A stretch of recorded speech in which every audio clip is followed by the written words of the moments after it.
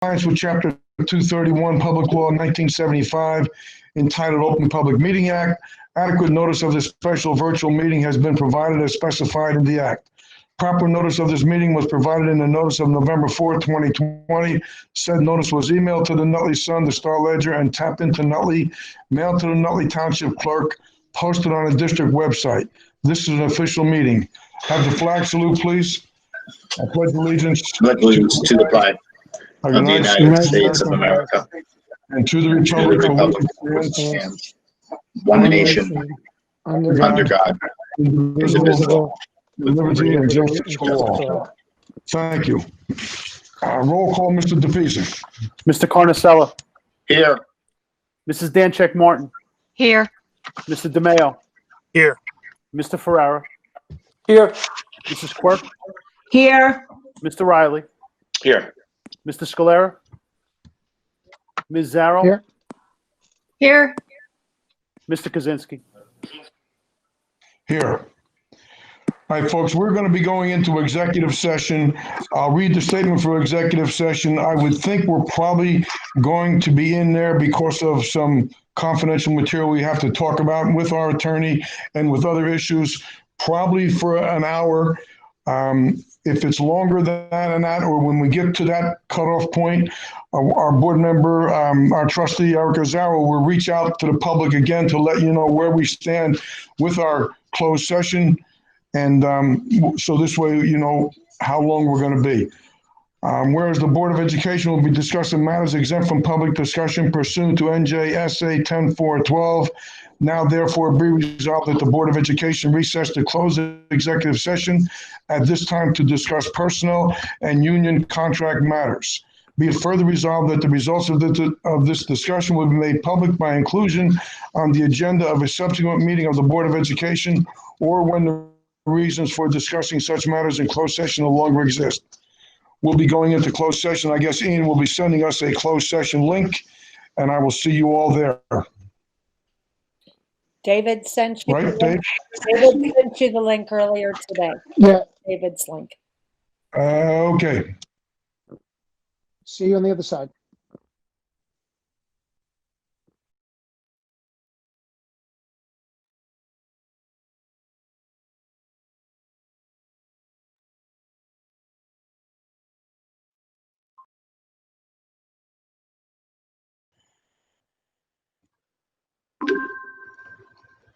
Mr. Riley.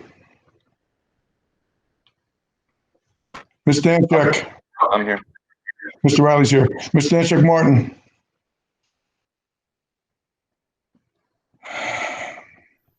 Mr. DeMayo. I'm sorry, he's in. Mr. DeMayo, you in?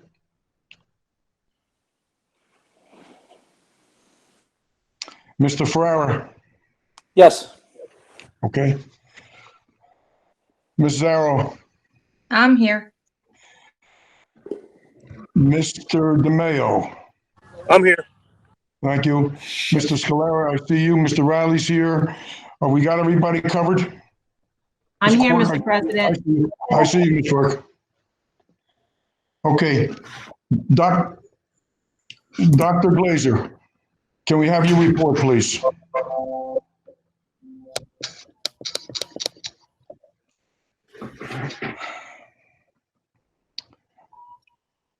Dr. Glazer. Mr. Kaczynski, are you muted? Are your voice No, down? I'm not. I can't hear anything. I'm here. It's you, Dr. Glazer. We're here. Dr. Glazer, you show muted.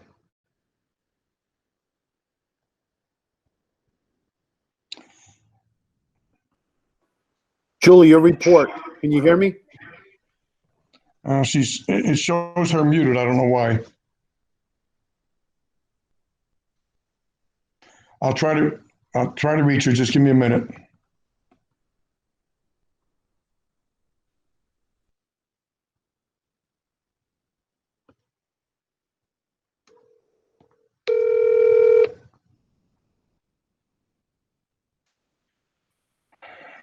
Charlie, mute yourself. Yes. Did she go out and come back and try to come back in again? Yes, she's Yep. going to go out and come back in.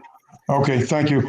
I apologize, folks. We just give us a couple more minutes. It's a lot is going on right now.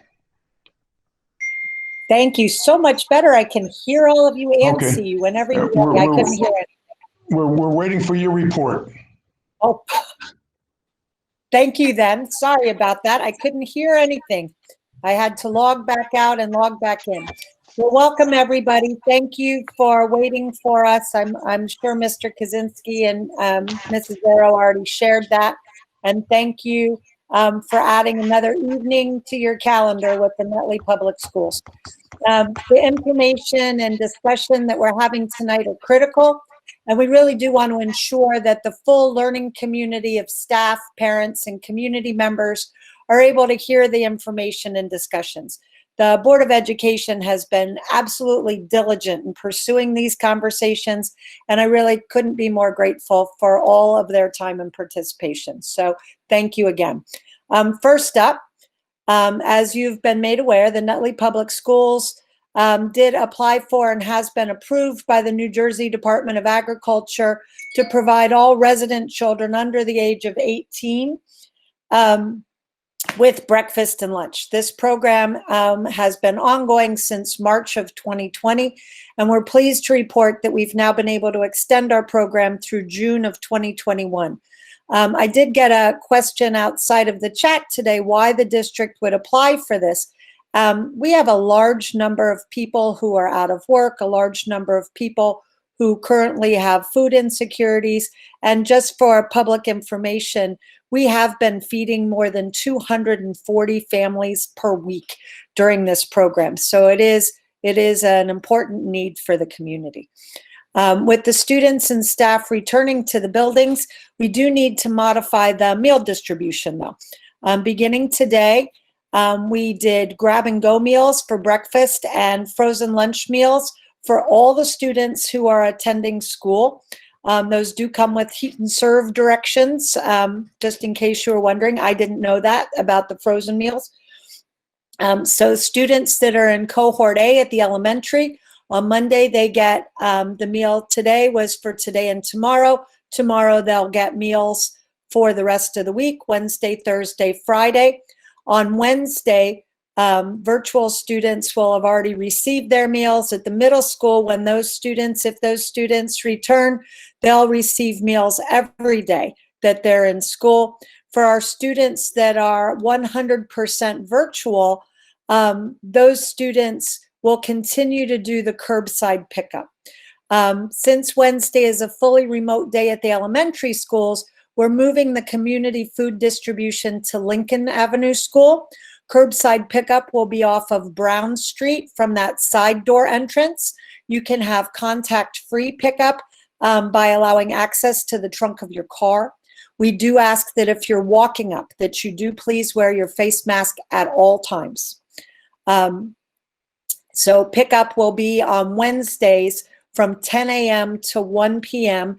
And again, if you're 100% virtual, if you are a Nutley resident under the age of 18, any of those eventualities, you're not in our schools, but you're of age and under the age of 18, you are able on Wednesdays to pick up those meals. So you know, no resident is denied services. We have continued our partnership with the Nutley Family Service Bureau.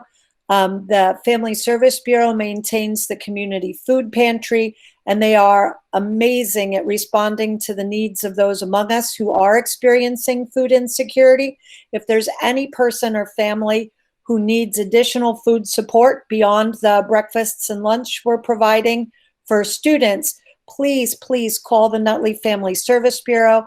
Their information is also available on the Nutley Family Service Bureau website. We do want to make sure that all of our community members have food and are nurtured in that way. Also, we've discussed childcare for our working families. That's been a critical concern since we began planning for our students to return back in August.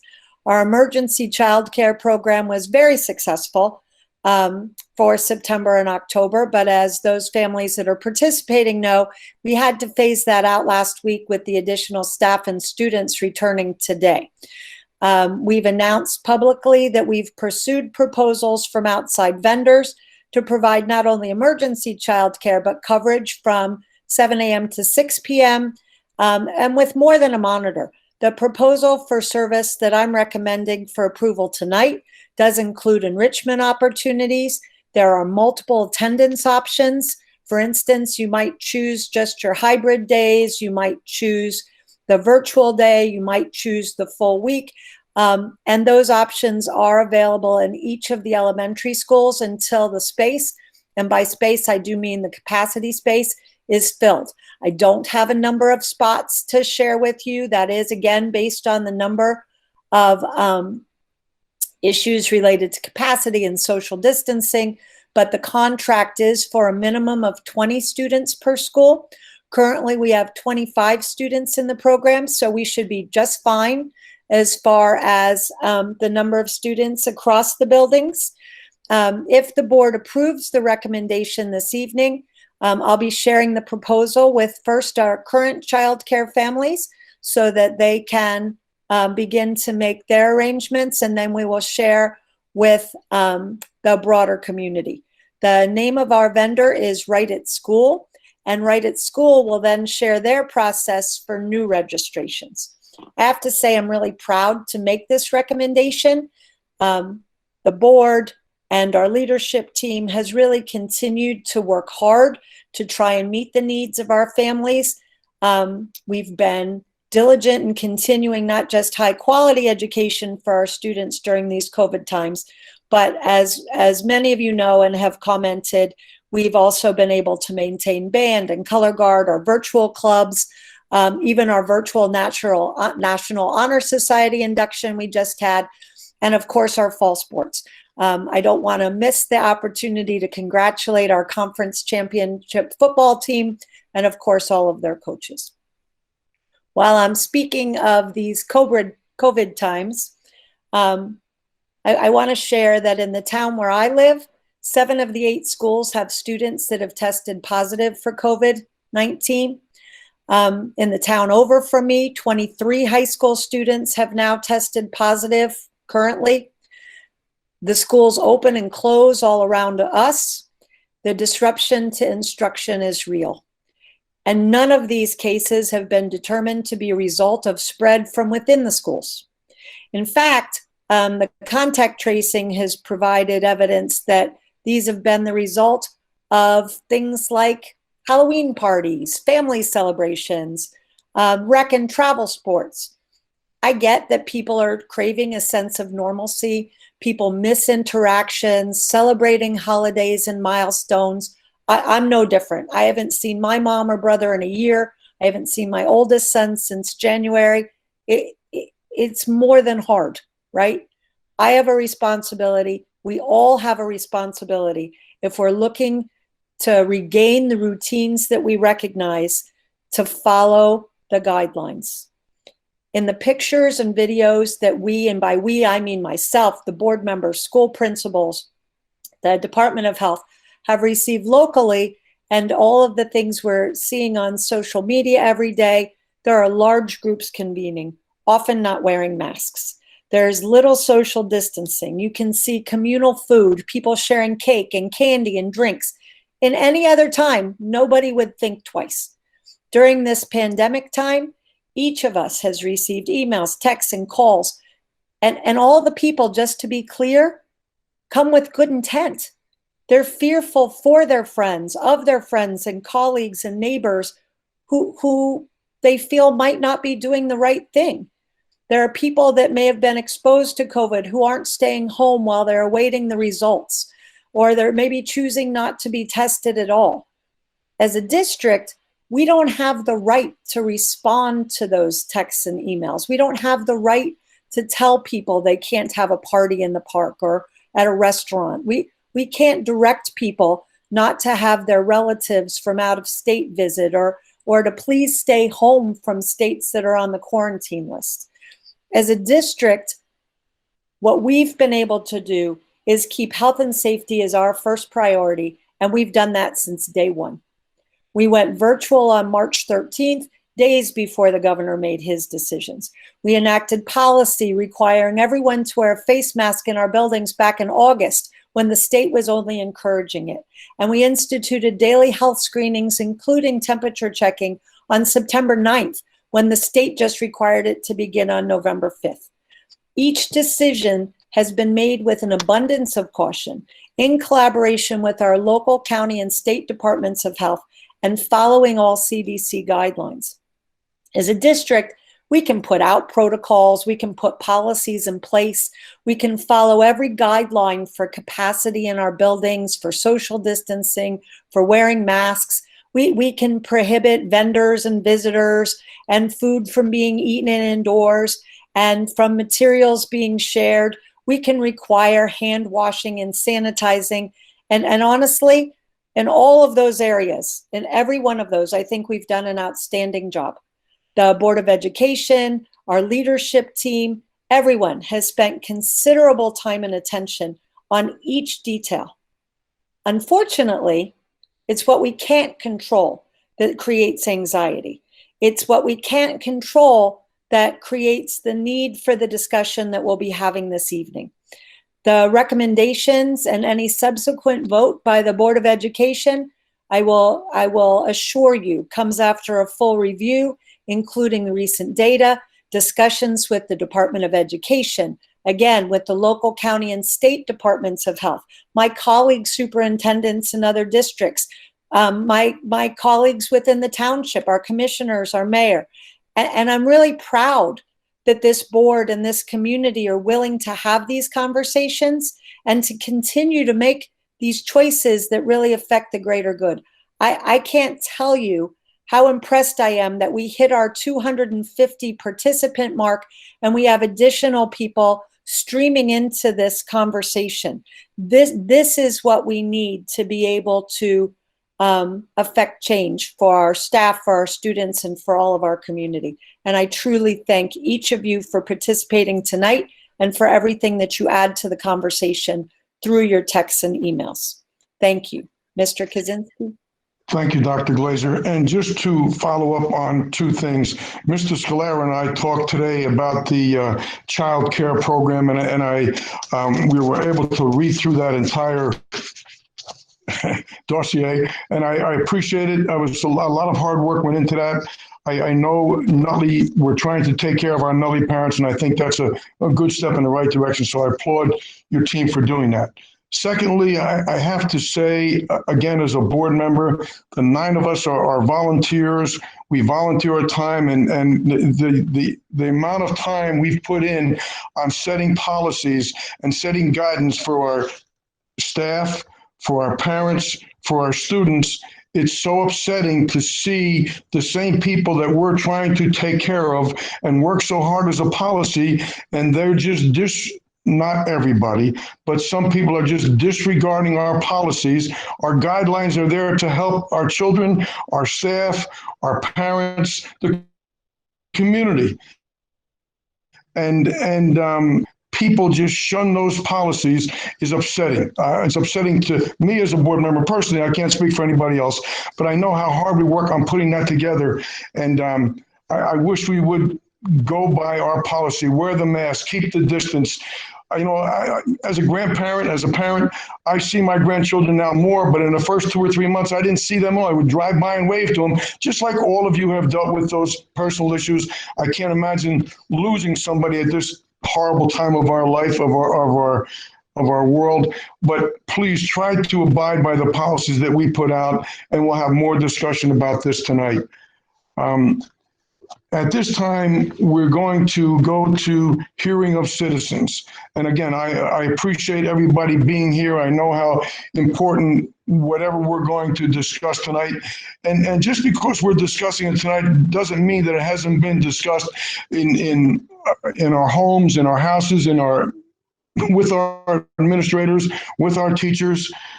We now come to the portion of our meeting where we allow members of the public to address the board. In this section, we allow questions or comments on resolutions only. Our board resolutions number 10169 will last 20 minutes for these communications. Each person shall be limited to 3 minutes, and we ask you to try to stay within this requirement. Speakers may speak more than once only after all others wishing to speak on a topic have been heard. All statements will be directed to me as the chairperson, and no one may address board members individually. Please be reminded that if your statement is too lengthy, abusive, obscene, irrelevant, or redundant, your participation may be terminated. Please remember to state your name and address each and every time you address the board. And also, I would recommend, not recommend, it's important that you put your mic on mute when you're not talking. Is there anyone now that would want to address the board on resolution items only? Ian, do we have any calls out there? There's nothing currently in the chat. Thank you. Resolutions. I'm sorry, somebody had some, yes. Just a point of order, and it can be done, at various times. And I'm not sure whether we can vote to amend the agenda to include a resolution or discussion regarding reopening or not reopening, whatever. We could do that at this point. Allow public comment. There's always, under Robert's rule, there's always can be motions from the floor, at any point, even after those resolutions. But I'm just, for a point of order, maybe we might want to have a consensus to amend the agenda to include a discussion regarding reopening of schools. And Board President, that is your discretion. Thank you, Mr. Yes, when you're in the room, I don't have a discussion. Thank you, Thank you, Scott. At this time, I will entertain a motion from a board member if you'd like to have discussion on reopening of school. Yes, I'll make that motion, Mr. Kaczynski. I will second it. Okay, we will start the discussion. Where would you like to start it? Dr. Glazer, you want to start it with you, or you want to start it with the board member first? So I would like to say that in my statement that I shared a number of reasons why I bring the discussion forward to the full board and to the full community.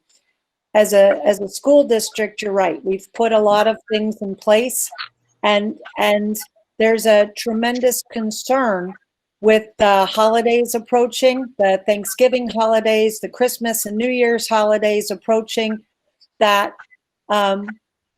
people are going to want to celebrate with their families, right?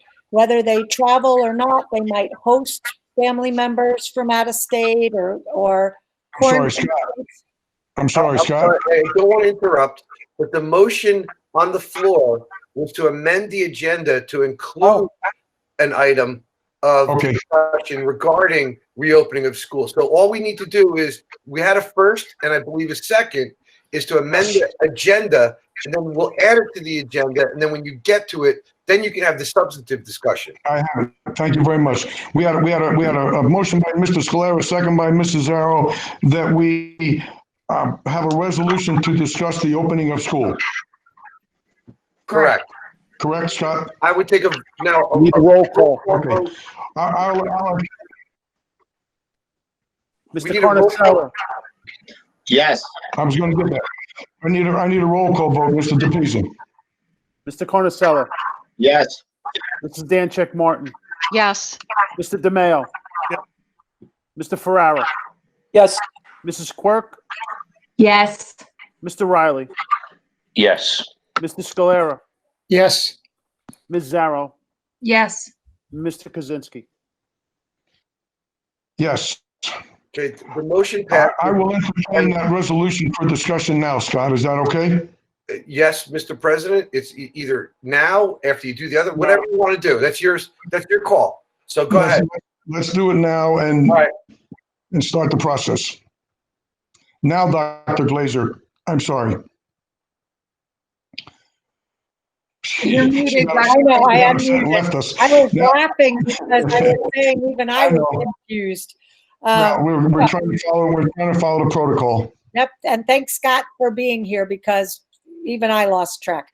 So anyway, with everything going on, coming up with the holidays, as I was saying, there is a real genuine concern. We don't want to bring anything into our buildings. We don't want to invite anything in after we've worked so very, very hard to keep everybody safe and healthy.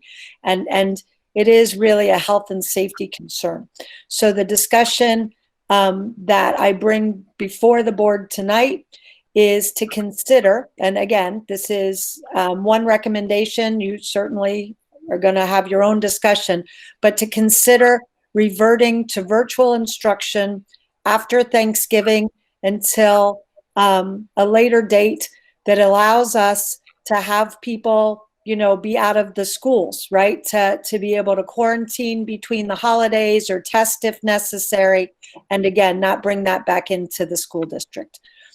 So that is what I would like to discuss.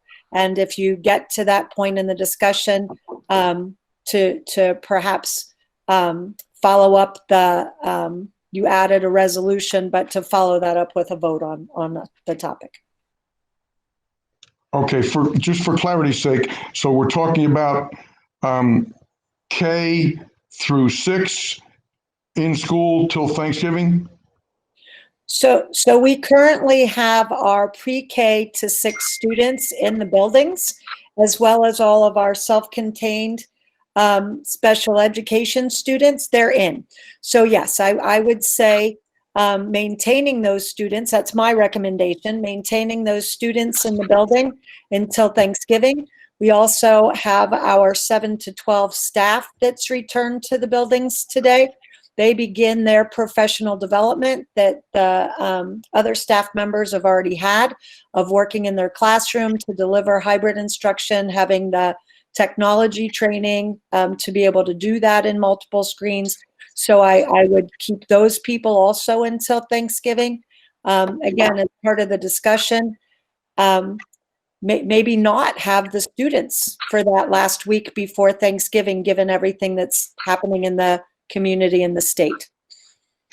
And again, just for clarity, that includes our secretarial staff, our administration staff, our custodial staff in the building through Thanksgiving, at least through Thanksgiving or to Thanksgiving. Those staff members that are not accommodated, yes. Okay, yes. Mr. Scalera, there was some discussion about the temperatures in the classroom. I know you wanted to bring that forward as also a concern, but maybe a concern later on in the year, but something we might want to discuss now. Sure. Thank you, Mr. Skinny. So I have the same concerns. Ms. Zara brought them up before. If you travel, watch Facebook, you're traveling all over town, there is, you know, we may have it inside the building, but once they're outside the building, I'm going to tell you, the kids are on the streets, they're all together, the parents are throwing events. I see Sweet 16 parties posted with everybody from the school district at these parties, which is a big concern. And then number 2 is, we did have 2 days earlier this month where one building in 2 different classrooms hit like 48 degrees. The code calls for 63 degrees, or we're not supposed to be in there. So tying this all together, I'm concerned about the social distancing coming through, especially with the holidays coming up. And then on top of it, keeping the windows open to meet the ventilation. We did a large discussion on that today with Mr. Parigi and us beforehand, that with the windows open, it's going to be hard for us to maintain that 63 degrees with our current buildings in the condition they're in, the age of they're in, the ventilation systems, right? These aren't modern buildings. Some of them were built in 1909. Some of the ventilation systems, I think we go back to 62 and 63 that were installed. And that's part of the problem, meeting that airflow changes. So I do have a concern and would look to possibly, after we hear from the board, possibly support closing, you know, at Thanksgiving and then picking a date afterwards when we can reopen again. Thank you. Mrs. Danchek Martin, any discussion now? Not at this time. I just have a concern for actually our younger learners, them losing skills. I mean, they're already in the buildings, and also our special needs children. So, but I do understand that our numbers are growing, and I really don't want to put anyone at risk. So it is a very difficult decision. Knowing that we do have childcare available, it does help for the working parents. Thank you. Mrs. Quirk. I agree. We really do have to think about the whole picture, and we can't put anyone at risk at this time. So There's too many things. There's too many variables that we have to worry about. So I agree that It's still discussion, so there's no decision right now. We're just still discussing. Mrs. Zarrow. So just speaking off of what everyone else said, and Fred, the temperatures is a huge concern, but also what's going on. I mean, I know we can't control the community and we don't want to. That's not our job, but it is our job to make sure that the rules are being followed when you're participating in school activities, school sports, or in school. So the policy committee, along with the rest of the board, works very hard to make these guidelines. We follow the CDC. We sit in hours worth of meetings. For us to witness and see and get reports of the rules not being followed, we have to understand the repercussions that that's going to bring into the schools. And that's our job, is to make sure that the kids are safe. So that's all anyone is doing in regards to this. So just so everybody understands that, it's not about not giving anyone, I'm looking at the chat, it's not about not giving anyone a fair chance or not letting the high school kids go back. It has nothing to do with that. It's just about what's happening today. Every day something changes. We have to go by what's happening right now, and that's what we're doing. So I just hope everybody understands and appreciates that. Thank you, Mr. Zarrow. Mr. Riley.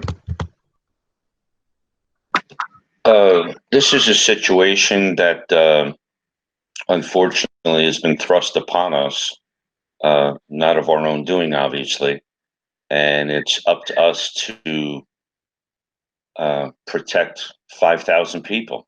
We have 4,200 students and over 600 staff members, and if somebody comes in the classroom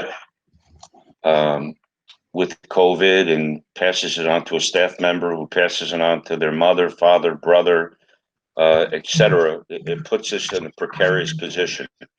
We've seen, I myself got a phone call from my office this morning that my office manager tested positive for COVID. We've seen every district we're surrounded by: Belleville, Bloomfield, Clifton, Hasbrook Heights, Ridgewood, you name it, everybody's been affected and shut down. So is it better to be proactive than reactive? I would much rather be proactive than reactive. There's a lot of people that won't be happy if we do decide as a board to go back to virtual after Thanksgiving, but I'd like to hear what everybody else has to say as well. And I appreciate that. And certainly, well, I was trying to give our board members input first, but we know that we see the chats and we'll listen to the public. Mr. Ferrara. Yes, Mr. President. Very, very similar to all the other trustees, I do have concerns. You see the cases in Nutley rising each week. From one of the alerts I read last week, we had 59 cases over, I think less than a week. And you look at our surrounding districts, Belleville, Bloomfield, Clifton, Newark's having issues, and that just goes on and on. And I agree with Mr. Riley. We need to be proactive. Why do we need to wait for a case to, get into the schools and affect one of our students or one of our staff members? That's a real concern for me. Thank you. Mr. DeMaio. Basically, guys, I feel the same way as, Ken Riley just spoke, Sal just spoke. I feel the same way. It's better to be proactive and ensure the safety and health of our kids, staff, everybody that's involved. I know a lot of people will not be happy, but I know there's a lot of people that will be happy. Don't forget that a majority of us have children of our own in this district as well. So this is not taken as 9 people making a decision not knowing what's going on. This is 9 people trying to make a decision to keep the health and well-being of our students and staff safe. So this is not a decision or an idea that was taken lightly at all. There are 9 people collaboratively speaking, and we'll see how it goes from here. But this is how we go. Thank you, Frank. Mr. Carnicella. So, lot of time we put into this. I know that, going back into the start of this back in March, bringing us into the summer, reopening in September, the board, the district, the community, we all came into this knowing that a lot of changes could happen in a short period of time.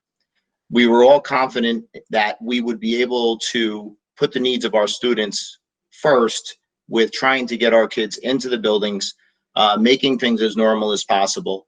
And the big concern that I have, and I won't speak for the whole board, I'm going to speak for myself, is that as we continue down this track and we get into this holiday season that is approaching, I think that we as a board have to sit and consider all of the variables that take place. And when I think about that as an individual board member, I understand that it can be very challenging for families that don't want to be with their other family components. They'll want to get together, could be out of state people. There's a question about quarantining. I know I've been involved in contact tracing recently, and I will tell you that it doesn't, although it's a process, it doesn't do such a great job of identifying whether or not we've solved the chain of where some of this spread could be occurring.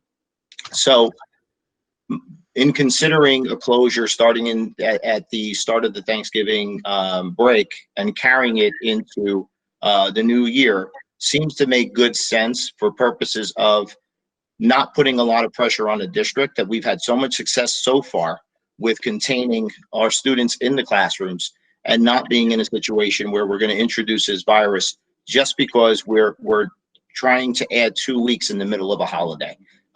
So my feeling is that we have a responsibility to the community and the district to make sometimes the hardest decisions.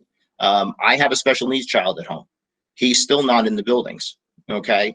It doesn't look like he's going to make it into the buildings at this point until sometime in 2021.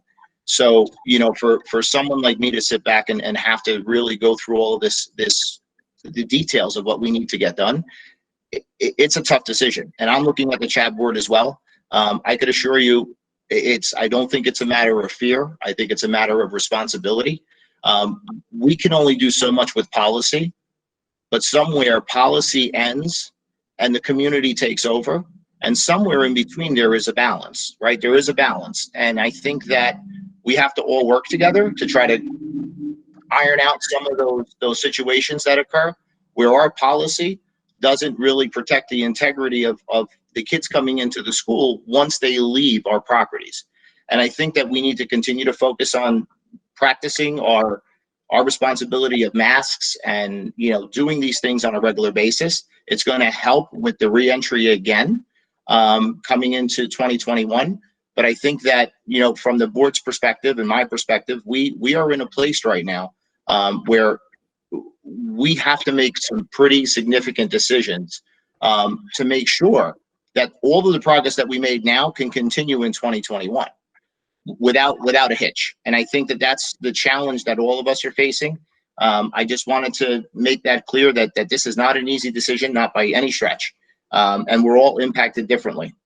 As I said, I have a special needs student that in front of a computer struggles.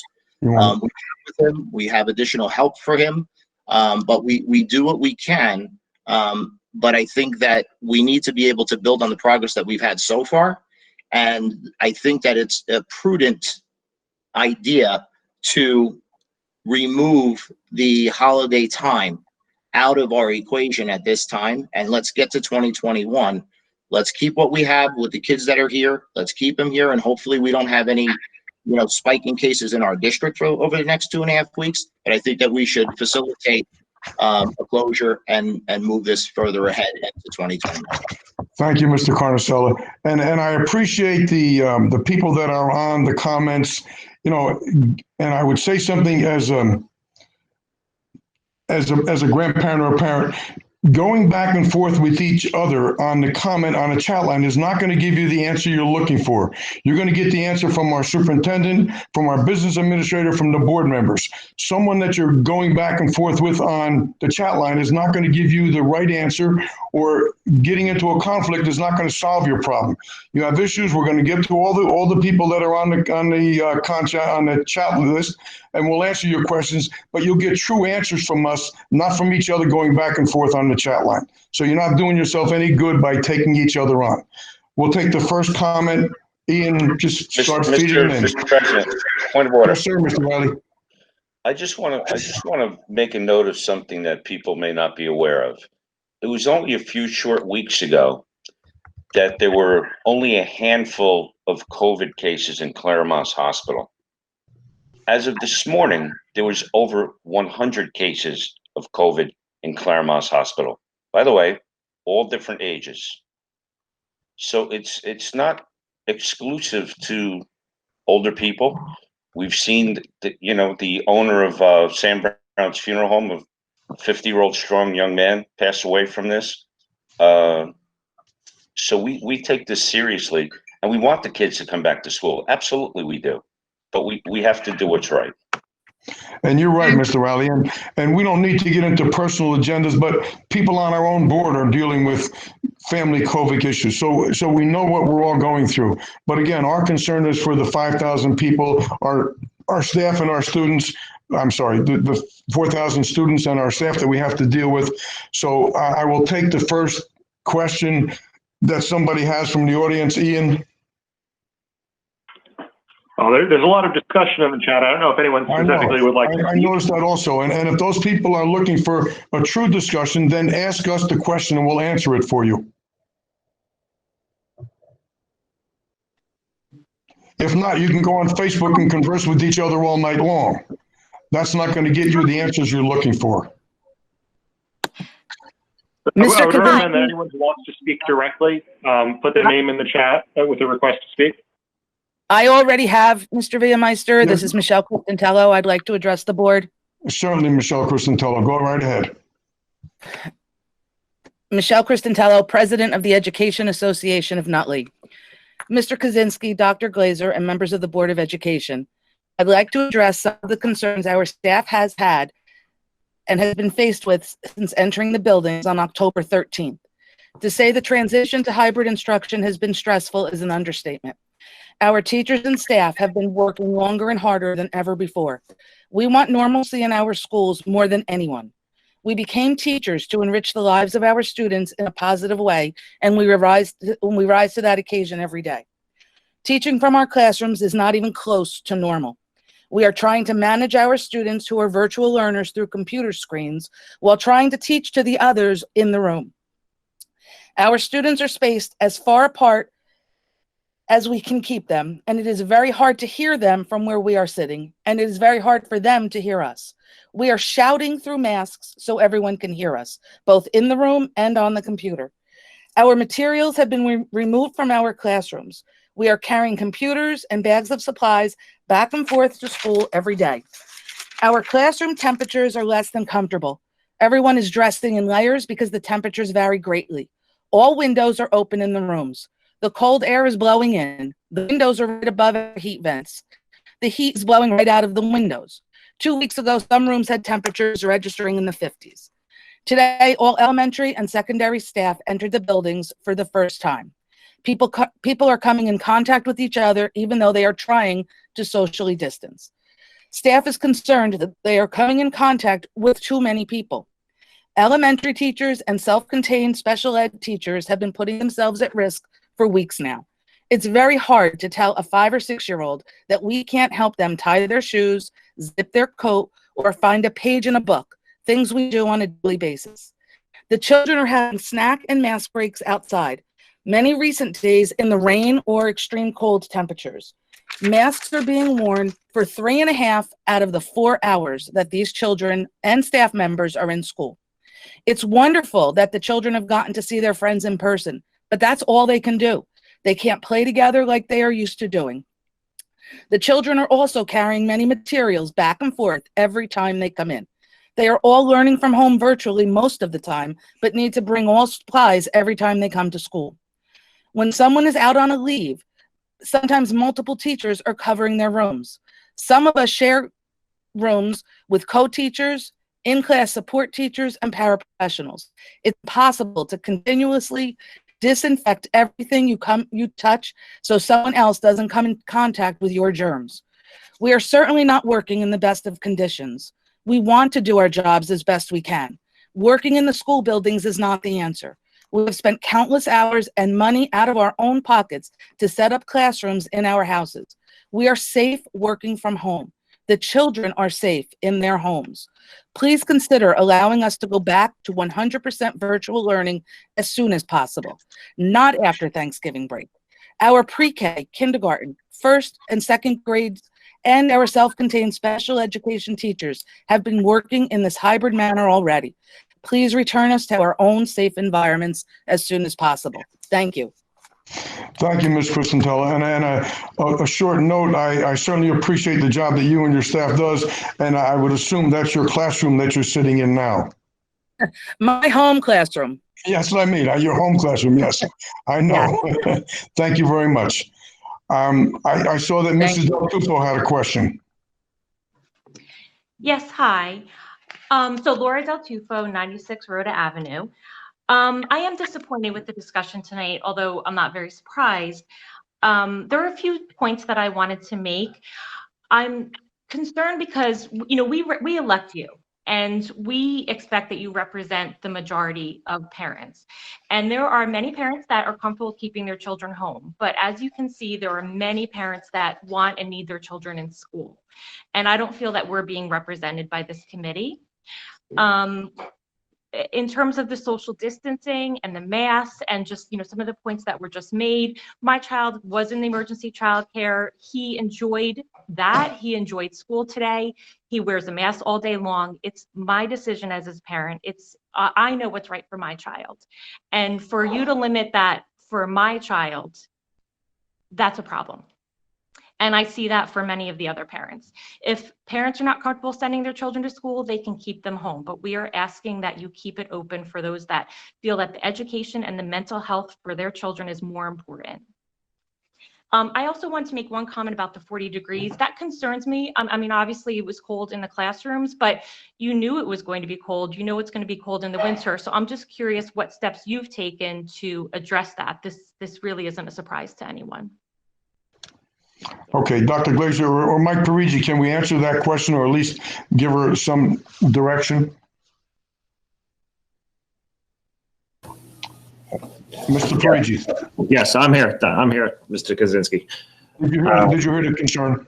Yes. Hi, my name is Michael Parigi. I'm the Director of Buildings and Grounds. I see some comments and some questions about the temperature in the classrooms. All systems have been worked on throughout the past 8 months. Ventilation has been repaired. When you open windows in a classroom, the temperature will drop. The issues have been addressed. Systems have been worked on, and we are doing our best to maintain a safe, comfortable temperature in each classroom. It is a top concern of mine and my staff, and we are working on keeping every classroom as comfortable as possible. Thank you, Mr. Parigi. And Mrs. Del Tufo, we all understand that as the temperature gets colder, it's going to cool off in the room. With the old buildings that we have, the way our systems are set up, this discussion has been around this for quite a while. Our heating in the rooms is water-based heating, so the room gets warm when the windows are closed, but by CDC requirements, you need windows open, you need that flow through ventilation, and that does cool the room down. And certainly working in 63, 64 degrees might be workable, but not when it starts getting into the later parts of the year, or even parts of this year already, where we've run into 40, 50 degree days. It's going to be difficult to maintain that temperature in the rooms. It's just a concern that we're all looking at. So I guess my follow-up question is, that's why I wanted to know specifically, what are you doing? Because this is a reality, and I don't see the schools opening back up after the holiday when it's a lot colder in January, and certainly I'm sure it would be around 40 degrees in the classrooms if you don't take extra steps. So what extra steps are you taking? And you know, I see some of the chats myself where, you know, we couldn't deal with the heat. Now we can't deal with the cold. It's an issue that I don't think anybody has a true answer for. We want to keep you safe. We want to keep the teachers safe. We want to keep the students safe. If opening the windows and giving us the airflow does that, but lowers the temperatures, I don't think there is a specific answer. There's not a lot more than districts can do than what Nutley's done already. I think we're leading the pack and trying to keep on top of it. But with the older schools that we're dealing with, the way the ventilation and the heating system is set up, it's difficult to do that. So it's a concern of all of us. And I don't think we have a specific answer for you. And is the proposal on the table only for the school to close in between Thanksgiving and just after the new year, or is there an open-ended end date to this? The discussion is not, the discussion was what the superintendent put forward. We as board members doing the right thing in public, discussing this, which is part of what we need to do. Then we can make a decision to go from A to Z. But the discussion started with the proposal that Dr. Glazer put out to the public, but the board members can have different input along with parent input, and then we can decide on which way we want to go as a board. Mr. Kaczynski, it's Michael Parigi again. I'd like to add, yes, sir, Mike. Again, the ventilation does work in the school district. The windows are open per CDC guidelines. It is not because the ventilation doesn't work or the heating is not working. It is a CDC guideline that we open the windows. Thank you. Clarity. Thank you. Ms. Del Tufo, I don't mind coming back to you. Can we have someone else speak up if you don't mind? Sure. Thank you very much. Who's next on the agenda? Leilani Carson wanted to speak. I'm sorry, say it again, sir. Leilani Carson wanted to speak. So if you could unmute, Leilani. Yeah, I did. Thank you. Yes, this is Leilani Carson, 6 Crestwood Court. I guess this follows up on the conversation you were just having, a couple of clarifications. First of all, I thought the CDC recommendations were if the ventilation wasn't adequate, then you had to keep the windows open. I teach and we use classrooms that have no windows, but our ventilation systems are good. So we do not have to open the windows in our building. So I'm wondering why Nutley has to open the windows. And then the follow-up to that is, has the system been fixed adequately so that when the warmer months come, we are not going to wind up with the end of the school year being virtual again because of our heat issue? That was the issue in the beginning of the school year. Thank you. Mr. Parigi, can you put some light on that, please? To address the heat issue in the summertime, our schools are not air conditioned. There's the 3rd floor of the high school, for instance, the annex, can reach temperatures in the 90 degrees. That has nothing to do with our air conditioning systems. We do not have air conditioning systems. That will be the same issue come the spring towards the summertime. I can't answer that question. I'm just the director of buildings and grounds, and I don't close the schools. CDC guidelines recommend windows are left open for fresh air circulation, even if you have proper ventilation. Fresh air trumps closed windows any day in the CDC guidelines. Thank you. Okay, so I guess we're looking at the possibility that we'll be closed again in the warmer months. That's what I'm getting from that. So thank you so much for your. That's not what I said. And Mrs. Carson, in all due respect, again, this is a wheel in motion. It's not our feeling. It's not Mr. Parigi's feeling. Certainly, the board wants to have our children back in. We need to look at the numbers. We need to look at what works best for all of our students. So there's no set agenda on when we will be or will not be back in school. Right, I understand. That's why I said we're looking at the possibility, not that you're deciding now to. Come summertime, come springtime. Come spring, that's an air conditioning issue. If the classrooms, in the past, if a classroom, for instance, keep on going back to the high school annex, the 3rd floor reaches 92 degrees. We move those students into a particular part of the building that is air conditioned. That is how we solved that issue in the past. We cannot move the students if we get to the point where we're still closed or we still need to have an issue of heating. It is a heat issue. It is not an air conditioning. We do not have air conditioning in the entire district at this time. Is the board addressing it? It's in the 5-year plan. It is millions and millions of dollars to air condition our district. It is a proposal that I put forward, but that is not my decision. Laura, does that answer your question? It does. And I'm sure you've already explored additional funding. I mean, I know we received money through the CARES Act. I know there's a lot of additional grants and funding coming out because of COVID. So I would just put on the table to continue to look for those grants and additional fundings to cover the cost. Yeah, I check grants weekly, Laura, and if they can pay for it, it would be fantastic. I appreciate your input. Thank you. Thank you. Thank you, Ms. Del Tufo. There was someone else that wanted to speak. Yes, Ian. Meg Julian, if you can unmute. Hi, my name's Meg Julian. You said that you're looking to make the decision for what's in the best interest of the children, but I'm wondering what parameters you're using to gauge what's in the best interest of the children. So far, most of what I've been hearing is about COVID, but are there any educational markers that we're looking at? Is there some way to assess mental health for those children that are doing very, very poorly and the school is not meeting their needs in a virtual setting? And good question. Thank you very much. And obviously, with our academic superintendent, you know that's a priority on her list, but she can certainly answer that. Dr. Glazer. So it's an ongoing effort, I have to say. The mental health, the social emotional health, the wellness of our staff and our students is a constant conversation. If you've been on these calls before, you've heard us talking about the various initiatives that we've put in place for students, for our staff, whether they're in person or virtual. I know that Janine Loconsolo, our Director of Curriculum Pre-K to 12, is on the call. She just finished some training with our staff members.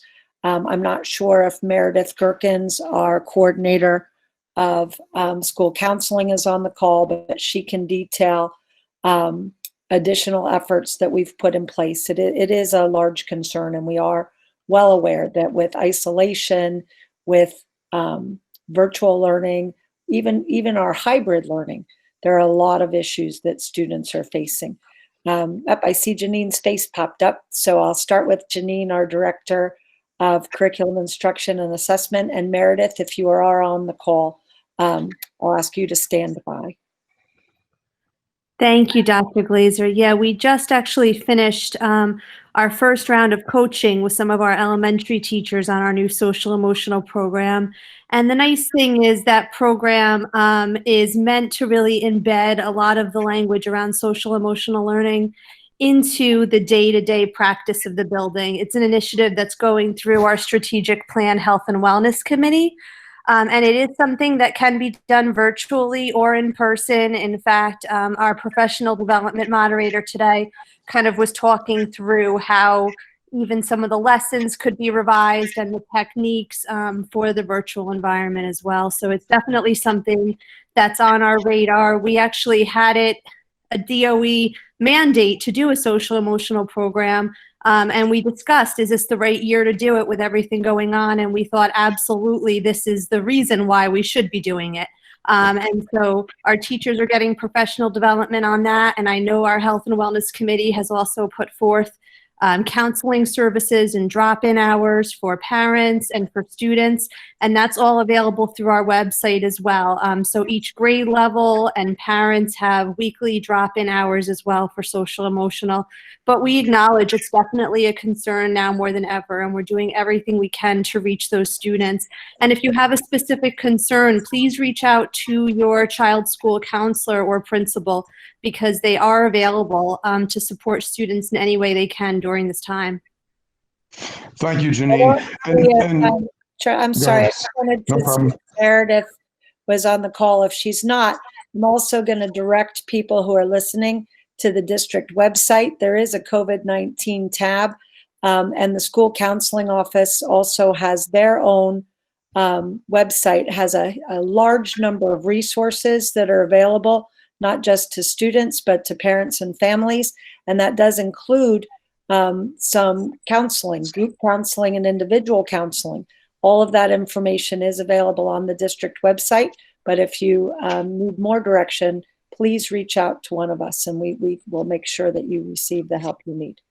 And I appreciate, and I was just going to say that to listen to the administration and to listen to the educators talk about it is one thing. But when you talk to your 13-year-old grandson who's in the middle school in 8th grade, and he said, and I said to him, "How we doing today?" He says, "I'm bored. I'm bored stiff." You know, they're 13 years old. There's a lot going on in their minds and their bodies, and then they can't talk to their friends. They can't do something. So you feel it as a board member when your own family is nervous about what's going on in life right now. So I did reach out for some help from the district, and they were able to walk him through his needs right now. So it just making a point that board members live the same as the people that are calling into us. I appreciate it. Thank you. Is there someone else that had something they wanted to say in the audience? May I just ask a Sorry, I follow-up missed question? somebody. Jennifer Farrell? Hold, yes, Ian. Go ahead, Ian. All right, do you want to take the follow-up question? Or do you want to move? Yes, sure. We're here to help them out. Thank you so Yes, much. Miss- It's Meg Julian again.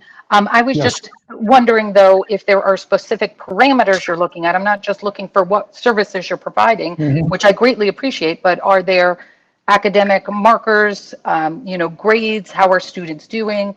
Is there any kind of a questionnaire about, to parents? A lot of the services provided mental health-wise are during the school day. For many parents, we're already stretched very, very thin during the school day and cannot partake in those services. I understand. So are there actual numbers we're looking at to say Yes. that children are doing okay? Very good point. It is. I have to say, I kind of like the idea of a parent survey. I know that they do look at the daily attendance. There's follow-up daily through the attendance. There is a look at the grades at every level, and the school counselors and teachers follow up in those ways. But I agree with you that a parent perspective would be really valuable, and I will pass that on. I will also say that there are a number of services available outside of the school hours. Mrs. Gerkins, again, the coordinator of school counseling, has done some parent workshops. Our Nutley Family Service Bureau has provided a number of opportunities for staff and students also in the evenings. And I know that plan is to continue because we do have a number of working families. Does that help you, Mrs. Julian? I mean, I'm not sure that we're actually hearing, that there are numbers so far. I know it's early in the school year, but I look forward to hearing any information that does come up. Okay, and I really appreciate your input. So I hope you would reach out for Janine Loconsola or Dr. Glazer on a one-to-one basis if you can, for some more guidance along that way. Thank you. If I could just jump in, Mr. Kaczynski, just to say we do have some qualitative data on a lot of the teacher perspectives around virtual learning that I might be able to speak to, Ms. Julian, to your point. A lot of what we've been hearing from the elementary teachers who were sort of on the front lines of this is that they were just really getting used to the virtual environment and finding success there when the hybrid kicked in. And so a lot of what we've heard from them on the hybrid front is that they were feeling more comfortable with virtual, and they had their at-home classroom set up, and they had routines now to meet with small groups and to conference. And then adjusting to hybrid has been a little bit of a challenge, honestly, because they're trying to juggle the two different populations of the students who are virtual and who are in front of them. So that's just the informal kind of qualitative data that I've been getting from some teachers, if you are interested. Mr. Kaczynski, can I speak to the quantitative side of that? Yes, you certainly can, Mr. Assistant Superintendent. Yes, so we are giving and currently looking at grading mostly at the secondary level with quantitative numbers and assessing where the learning gaps may be insofar as to start planning out ways to remediate those learning gaps in the spring and even during the summertime. We've spent some time looking at components of grades at the administrative level and we are preparing to have discussions on what they mean, as well as look at our battery of assessments to determine where those gaps may be based on our standards, and in hopes to provide remediation solutions as we move into the spring as well as the summer. Does that answer your question? That's very helpful. Thank you. We've Thank also you. invested in some digital resources to make virtual learning assessment a little bit more seamless. So things like all digital running records, which assess reading levels for our elementary students. So there was a lot of thought given this summer to how we could make our assessments most effective virtually as well. Thank you. Ian, Ms. Giuliano, you okay? Yes, thank you. Thank you. Ian, are there any other questions? There are Comments? plenty, yes. Jennifer Farah? Yes, thank you. Jennifer Farrow, 19 Georg Ave, Nutley. My question was, have there been any reported COVID cases of students and or teachers so far to date since the opening of school, since students have returned? What is the protocol when that occurs? Will the teachers and staff of the building be notified, and will the parents be notified that there is a case in their school and or classroom? Thank you. Dr. Glazer. Sure. Hi, Jen. Thank you for asking. Hi, Dr. Glazer. So we follow the CDC guidelines on notification. It's in the reentry plan as well. So I'm not going to be able to answer your question directly as far as people and numbers. I will tell you that according to the CDC guidelines, we only notify those people that need to be notified, either to quarantine or to test. That directive we learned from the Department of Health. The Department of Health also gives us the dates when somebody needs to quarantine and when they can return. So just to give you an idea, if somebody has symptoms on Monday and tests on Monday and they test positive on Monday, then their clock starts on Tuesday. Their 10 days of quarantine starts. If somebody is asymptomatic, meaning they didn't have a fever, they didn't have symptoms, but maybe somebody near them tested positive, they had that test, then their clock, if you will, starts on the day of the test, the day of their positive. For family members or somebody, you know, who we call secondary, right? They weren't directly exposed or they're not in the home. Then what happens is after that, that isolation time of the person that has tested positive, after their isolation period, then if that next person needs to be checked for symptoms over the next 14 days. But as far as notification or contact, unless there's a reason to quarantine or to test, the CDC guideline is that we do not do that. Dr. Glazer, I have a question. If that does happen, regardless of quarantine period or tracing, whatever it is, does the board get notified of that? So that's a tough question, Mrs. Zero. So if somebody, but it's a fair question. Well, again, we follow the same guidelines. Remember that this is people's personal health records.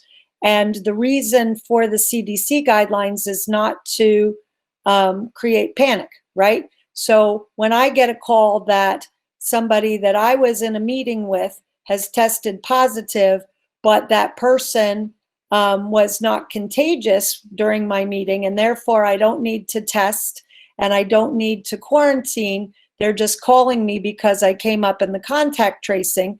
My heart beats faster, but no, I don't notify the board that I had that call because there's nothing to follow up, right? If we had somebody in our buildings that tested positive that was in contact with students or staff during a contagious period, yes, we would notify.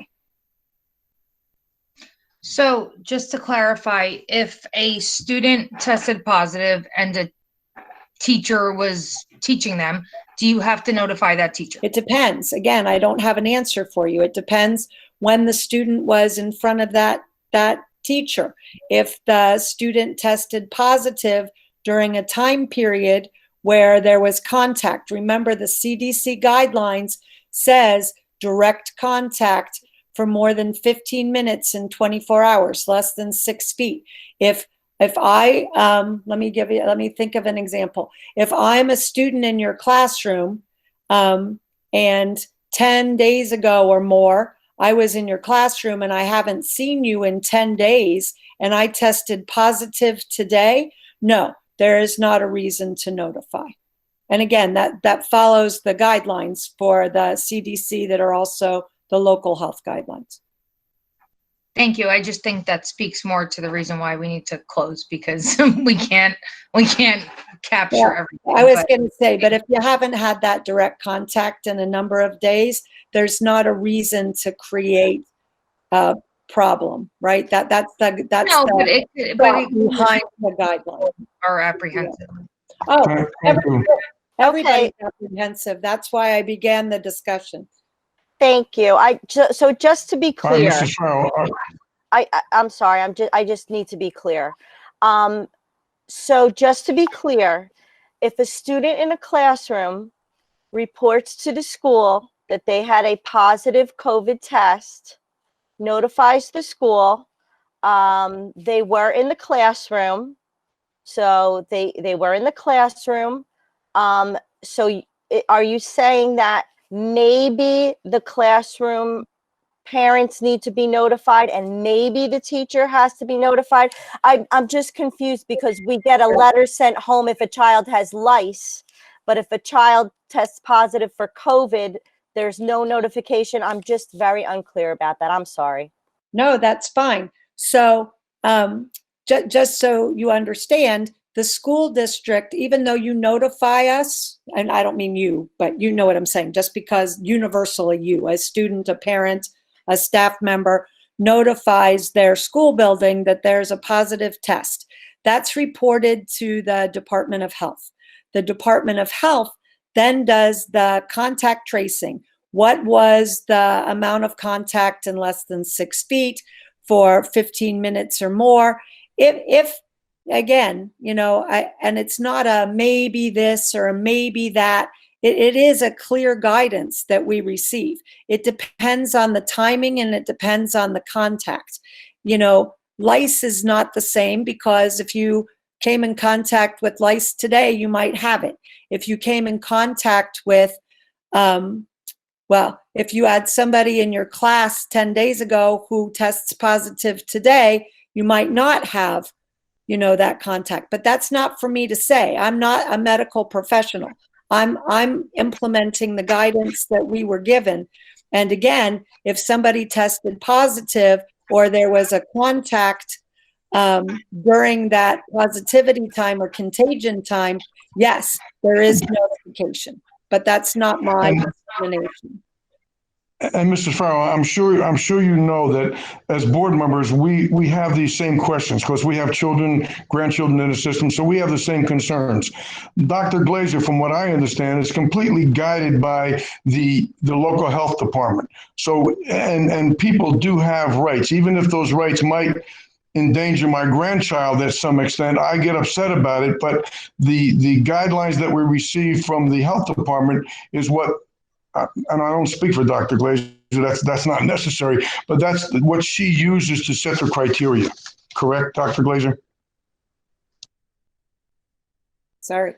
The criteria, like I said, was set by the CDC, and the notification is set mostly to not cause community panic.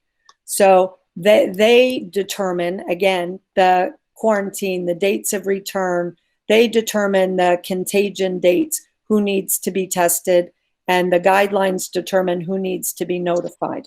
It is, again, I'm not a medical professional, not that kind of doctor, but we do follow the guidelines. And at any point that we hit any of those reasons for notification, we would absolutely implement that notification system. We have it in place. Karen Greco, who is our employee relations director, also still does that aspect of communications. She's ready to notify at a moment's notice if we need to do that. But again, I take my direction, right, from those CDC guidelines. Thank you, Dr. Glazer. Mrs. Farrow, anything else we can help you with? No, thank you. Okay. Ian, who else is out there? Dana Marchione. Yes, hi, I'm here. This is actually Carlo Malchone from 230 Reland. My wife and I are both teachers in other districts, and we're working through this this hybrid schedule as well, and it's not easy, but 100% it's better than full virtual. I ask my students. I know myself teaching a lesson at home versus teaching it in the class with however many students are present, whether it's half or third or whatever the case may be. It's a more efficient and a better lesson for the students. They learn better. They tell me that they would rather be present in school. So yeah, they're paying attention, they're communicating and participating more. So from that standpoint, I think it is better. I know it's difficult for the teachers. It's not easy, but I think it's better for the students that are present there. So my girls just went back to Miss Smith's class, and they were super excited. They were bouncing off the walls that they got to go back. And shout out to Miss Smith. But they're really excited. They were talking about what they learned, and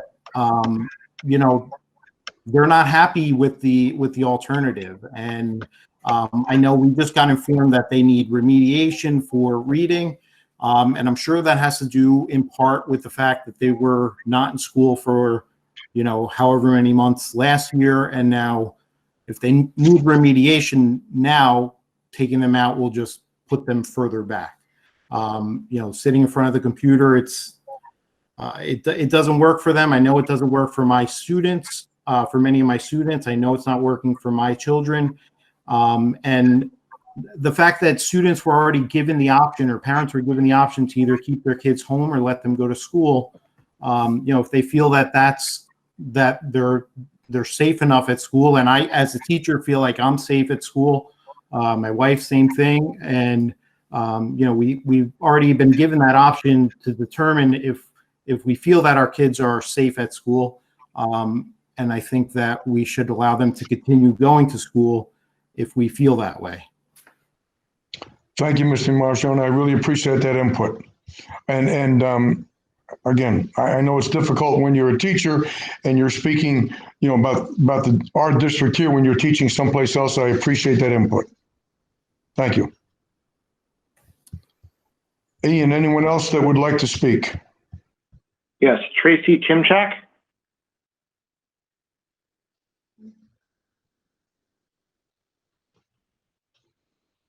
Mrs. Timchak. All right, let's try someone else and we'll look for her later. All right, next, Sal Balsamo. Good evening, Mr. Kaczynski. Salvatore Balsamo, 54 Wharton Ave. How are you tonight? So far, so good, but it's early. A number of weeks ago, I sent an email out highlighting a few concerns I had about virtual learning. I was wondering, is there going to be an audit or a review on the types of technology or technology infrastructures that are being used for virtual learning if you, as a board, decide to go back? For example, a few years ago on the academic committee, which I served on 2 years as head, we brought in the Chromebooks. It is abundantly clear to me and many of the parents that I talk to that Schoology just absolutely doesn't work with our Chromebooks.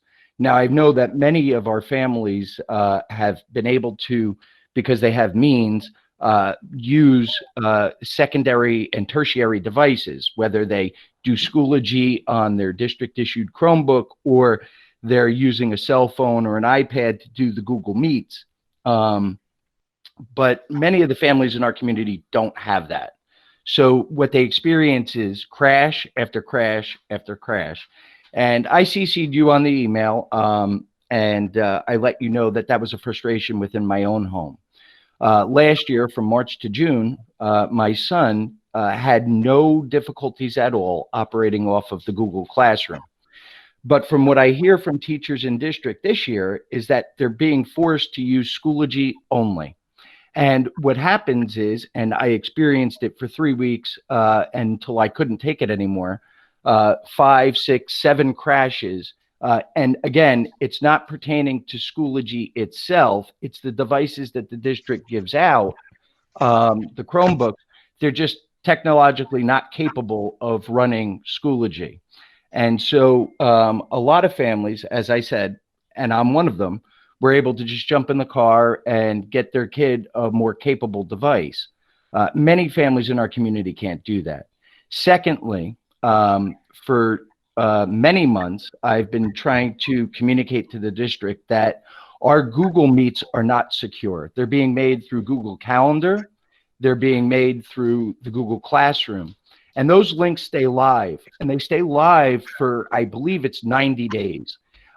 I've heard administration say as long as the teacher's the last one to log out, then that meet is closed. That is absolutely not true and not the case, and I've expressed it.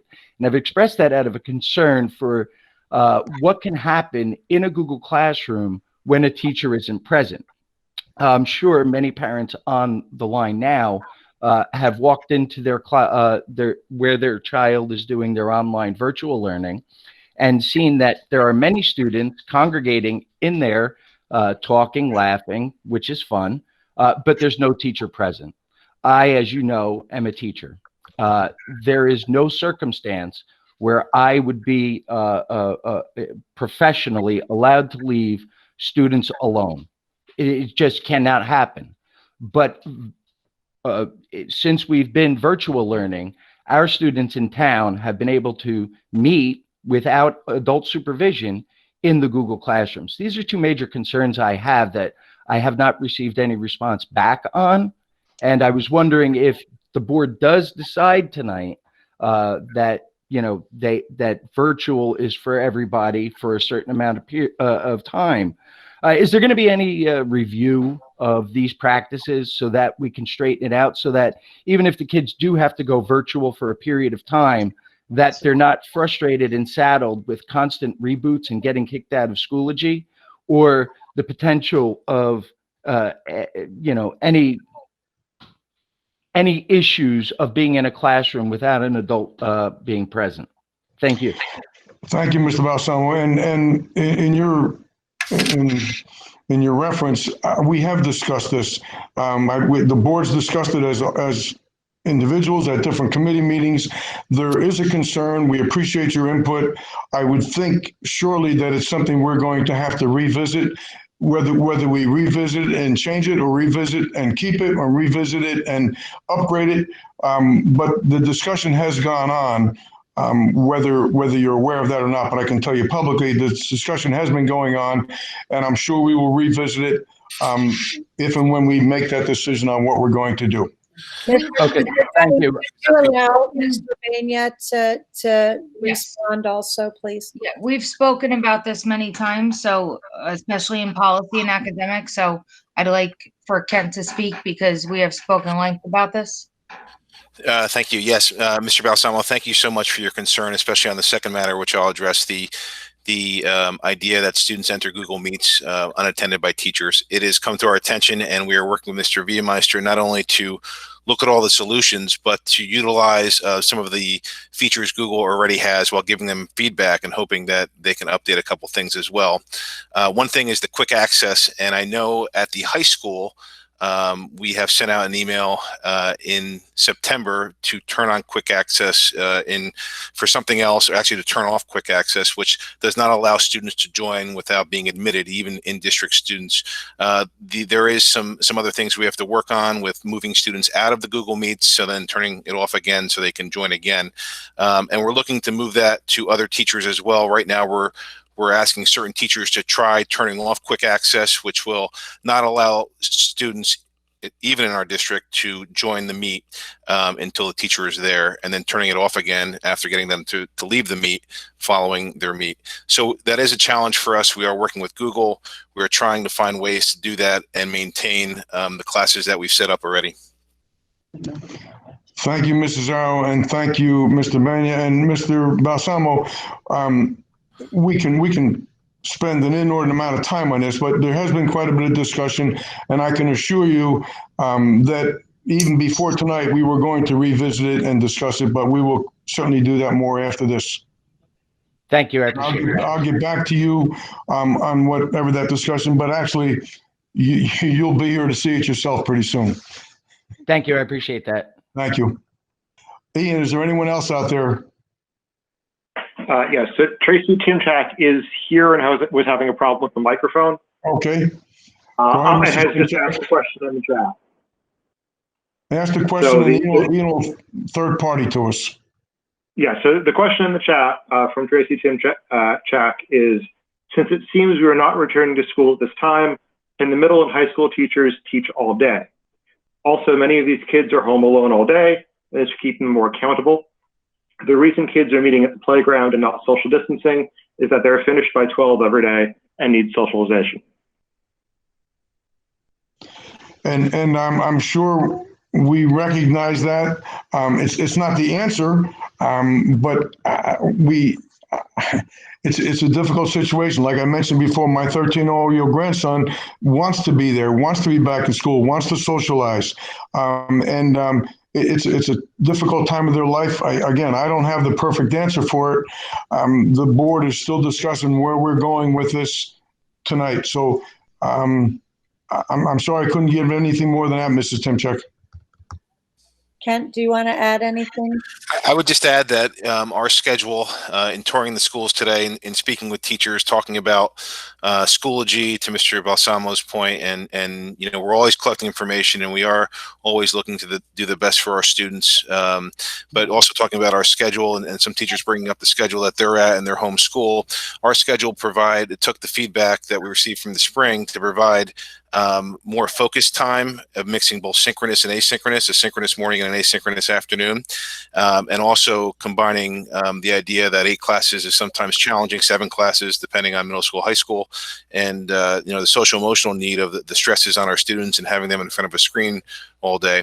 So all that feedback led us to our schedule where we are focusing on the 4 periods in the morning and then the asynchronous afternoon, and it also allowed to pivot the transition so we can move in and out of the hybrid learning as well. Just wrote on the side the reason why you're seeing kids out on the street playing. All right, excuse me, Mrs. Parada, you need to put your mic off if you're not talking, okay?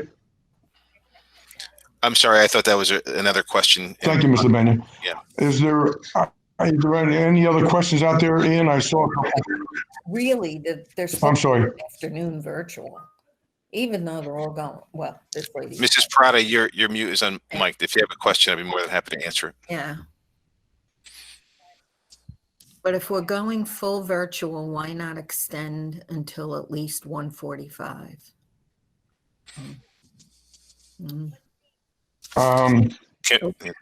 Are we still there? This is Dan Check Martin. Are you there? So David Yep, I'm K here. had a question. Okay, I seemed like I was locked out there for a minute. I'm sorry, Ian. Go ahead. David K has a question. Yeah, thank you. Okay, Mr. K. 706 Bloomfield Avenue.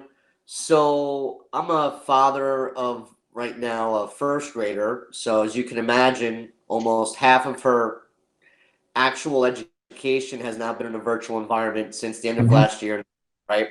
And I'll tell you, growing up, I was a big art, airbrush, keyboarding, all the electives you could possibly imagine. I loved all that stuff, right? Gym class was the best times. But I do have a serious question and just an idea or a thought if it's been discussed. The fundamentals of math and English are really struggling for some of these kindergarten, first and second graders right now in this mixed environment. And I was just wondering, in a non-insultive way, to the teachers that may teach some of those wonderful electives that were my favorites growing up versus the traditional English, math, and science, has there been any discussion or thought, especially for the early learning students, that some of those other elective teachers take on some of the fundamentals and we give more time to our early students? Because they're missing out on just a lot of the fundamentals. And while I am in a situation where my wife is staying home and she's able to teach my daughter, there are a lot of other parents I know out there who are not fortunate, and their kids are going to be much further behind when we get back to school in a real sense of the world, maybe in a year or two. So I'm just wondering, has there been any conversations around this type of an idea to shift some personnel to doing more fundamental core versus still what their electives are? So I was just going to say, you might be thinking of electives as something that are not core classes or that do not have standards or are not required under the Department of Education. And those courses are required, but that doesn't mean that we aren't trying to offer other options like what you're talking about. I'm going to ask Janine just to talk a little bit about what we've done through foundations and strategies, other opportunities for students to get some of that extra work. Yeah, thank you. Hi, Mr. K. Just to address that a little bit, a lot of what we've prioritized for the live instruction, we have a blended approach. So we have some asynchronous and synchronous instruction going on daily. And we really prioritize that synchronous time to be some of those core content areas of math and ELA, while still knowing that we're trying to balance out the science and the social studies, because for some kids, that is really what hooks them into school. And to your point, those what we call sometimes specials like art and music are also so important. We are investing in a new multisensory phonics program that actually is just in full implementation this year for grades K1 and 2 to add to our balanced literacy approach. So you'll see more time devoted to word study and phonics on the K2 level as well to support that. If I just may add one more thing. So again, I'm trying to be as positive as I can. I'm not going to talk about ventilation. I'm not going to talk about in-school. I want to talk about just education of our children. Again, I love certain courses growing up. I had preferences for other ones. I'm just trying to put out there the thought that these students are going to have years worth of detrimental under-education during these current environments. And I'm just proposing that maybe instead of doing a video during gym class, maybe the gym teacher might teach math that time. Or maybe instead of doing artwork with our home supplies that we're providing, maybe we might do some math. I'm just saying that, especially for the early years, maybe this not be for the whole audience, but it just might be something to think about, that you've got people that come to Nutley, specifically us, for the education. And if there's other schools that are doing things and they're adapting a little bit differently, you might want to consider some of those ideas. I was just trying to put out a solution instead of ranting, just that you can't read a science book if you can't read. You can't read a history book if you can't read. Let's focus on reading and arithmetic first, especially for those first, second kindergartners. That's all. Thank you for your time. No, I really appreciate the suggestion, Mr. K. I think it's definitely a creative way to look at things, and we're always open to those discussions. And even to your point, integrating some of those disciplines into things like phys ed and music and art, the math and literacy and things like that. So there's definitely opportunity there for some interdisciplinary work. So I appreciate the suggestion. Thank you, Mr. K. And again, part of our discussion has been part of our discussion. It will be more of our discussion. It just probably is frustrating because it doesn't move as fast as you or I would like it to, but we'll get there, I hope. Thank you. Kent, did you have anything else you wanted to say, Ken Banya? No? I think Somebody Janine, texted me said, let Kent talk. So I'm here, Kent. no, I think Janine spoke to some of the points, Okay. and I don't know if I answered the other person's question before. If she had a follow-up question, I know Ms. Parada was in there, but if not, I can speak to it again. I didn't, Mrs. Parada come in, but I couldn't hear what she was saying. Is she still there, Ian? She said it was a mistake you can move on. I'm sorry. Okay, thank you. Who's next, Ian? Jennifer Bayer.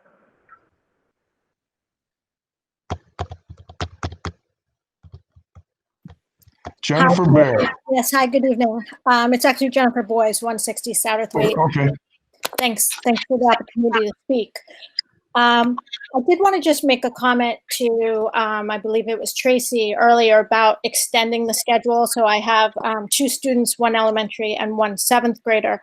And I do want to just put it out there that my 7th grader has 3 days schedule in which he's back-to-back classes from 8:45 to 12:45. He's taking 0 period, no lunch.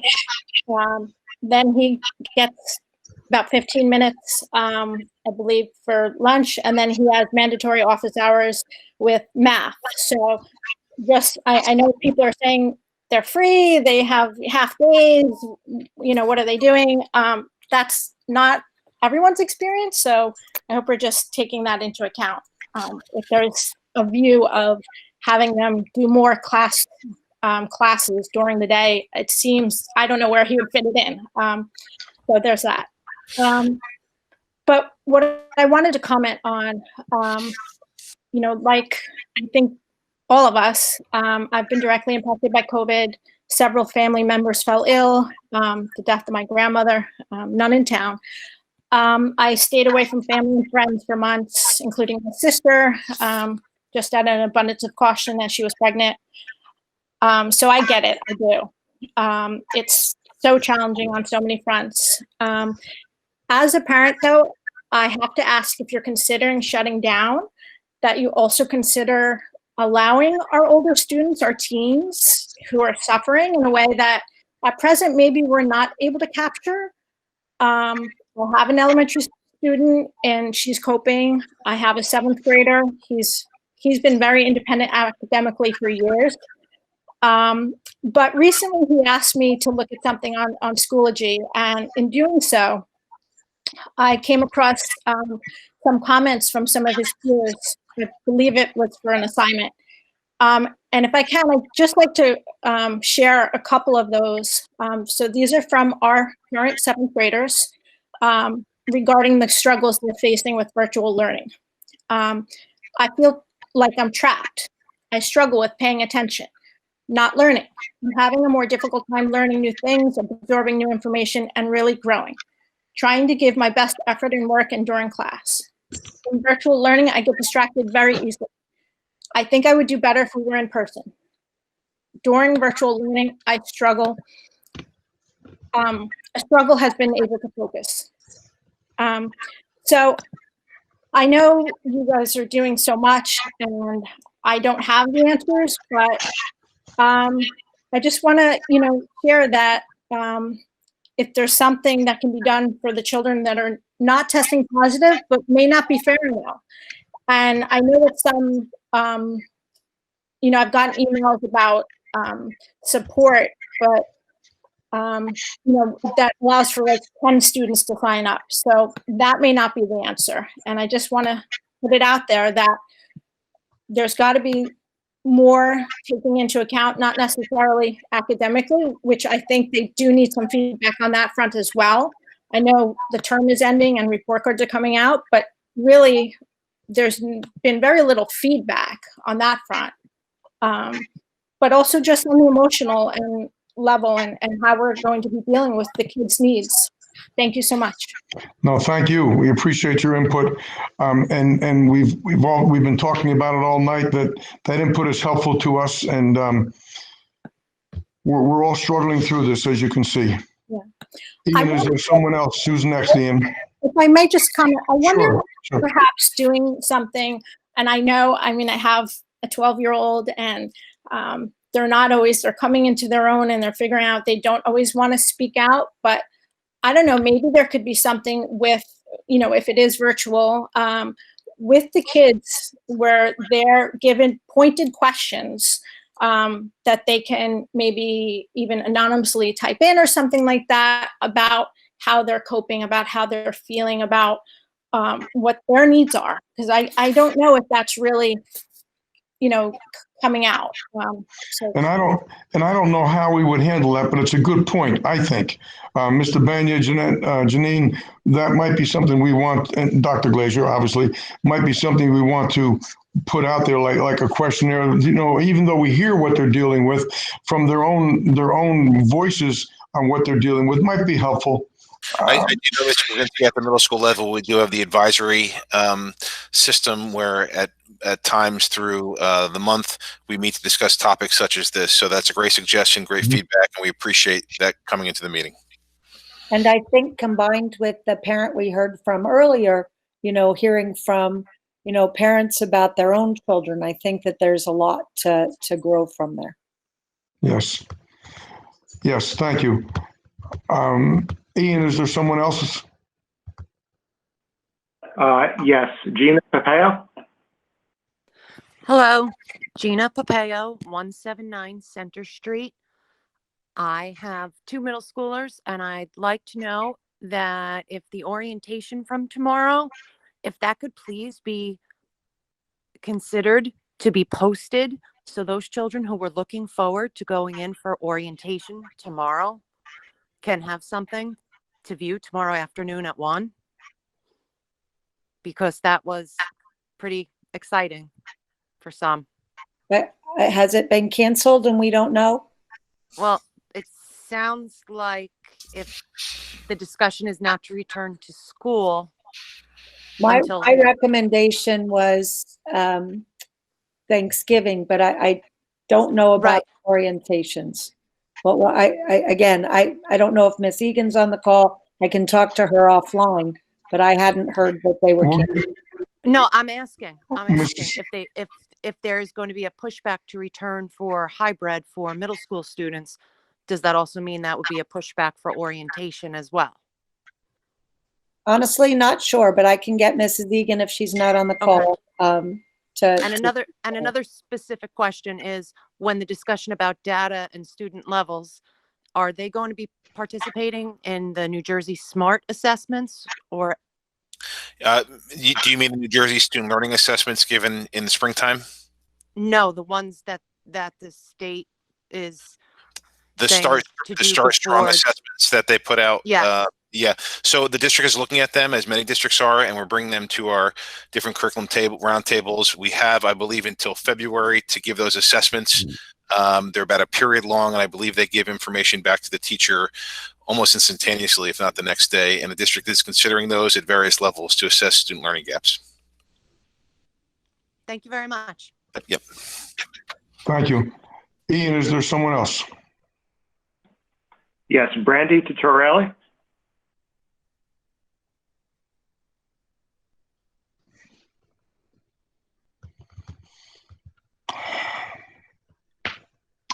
Let's move on.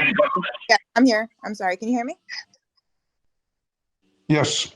Okay. So I have more of some comments that, as I've been listening along this, I'm a strong advocate for kids belong in the classroom. I understand that safety is always a priority as well. So I guess I do have a question. The science to close or to put that on the table to close is based on what? Not just rising cases in New Jersey, but where's the science based on the classrooms? Because I watch Governor Murphy every two days a week when he's on, and he talks about how there's been no communal spread in the schools. More schools have been going from all virtual to hybrid consistently with no issues.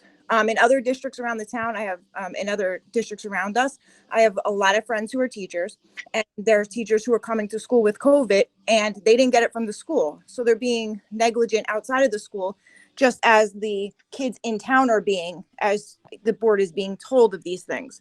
So I think that it's really important to consider everything when you're considering decisions that impact these children for years to come. This isn't just about this month. This isn't about after Thanksgiving, after Christmas. This is about gaps in education that are going to happen for years. And I have a son who has special needs. He has kidney disease. He's in special ed. He struggles. He's struggling home. He's struggling with social interactions. I have a high school student who hands in his work late and, they pass him or they give him extra grades just because it's virtual and they're trying to be considerate. Our kids are not being held to the standards that they need to be held to either. And he's my son, and I say that.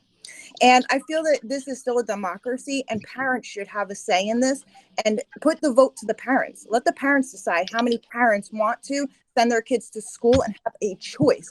I think all along saying we want a choice to send our kids with our conscience being clear that we are doing the right things at home to keep our children safe and to keep teachers safe. So it's more of, I just want to know, besides just cases are going up in New Jersey, what is the science behind making a decision to pull these kids, some of which just went back to school today and are super excited. So emotionally, what is that doing to them as well, that we just sent them back to school and now we're pulling them out potentially after Thanksgiving and telling them, well, you're going to be home until another undisclosed time. More consideration needs to be given to these children. And I have many friends, as I said, who are teachers. I am 100% considerate to teachers.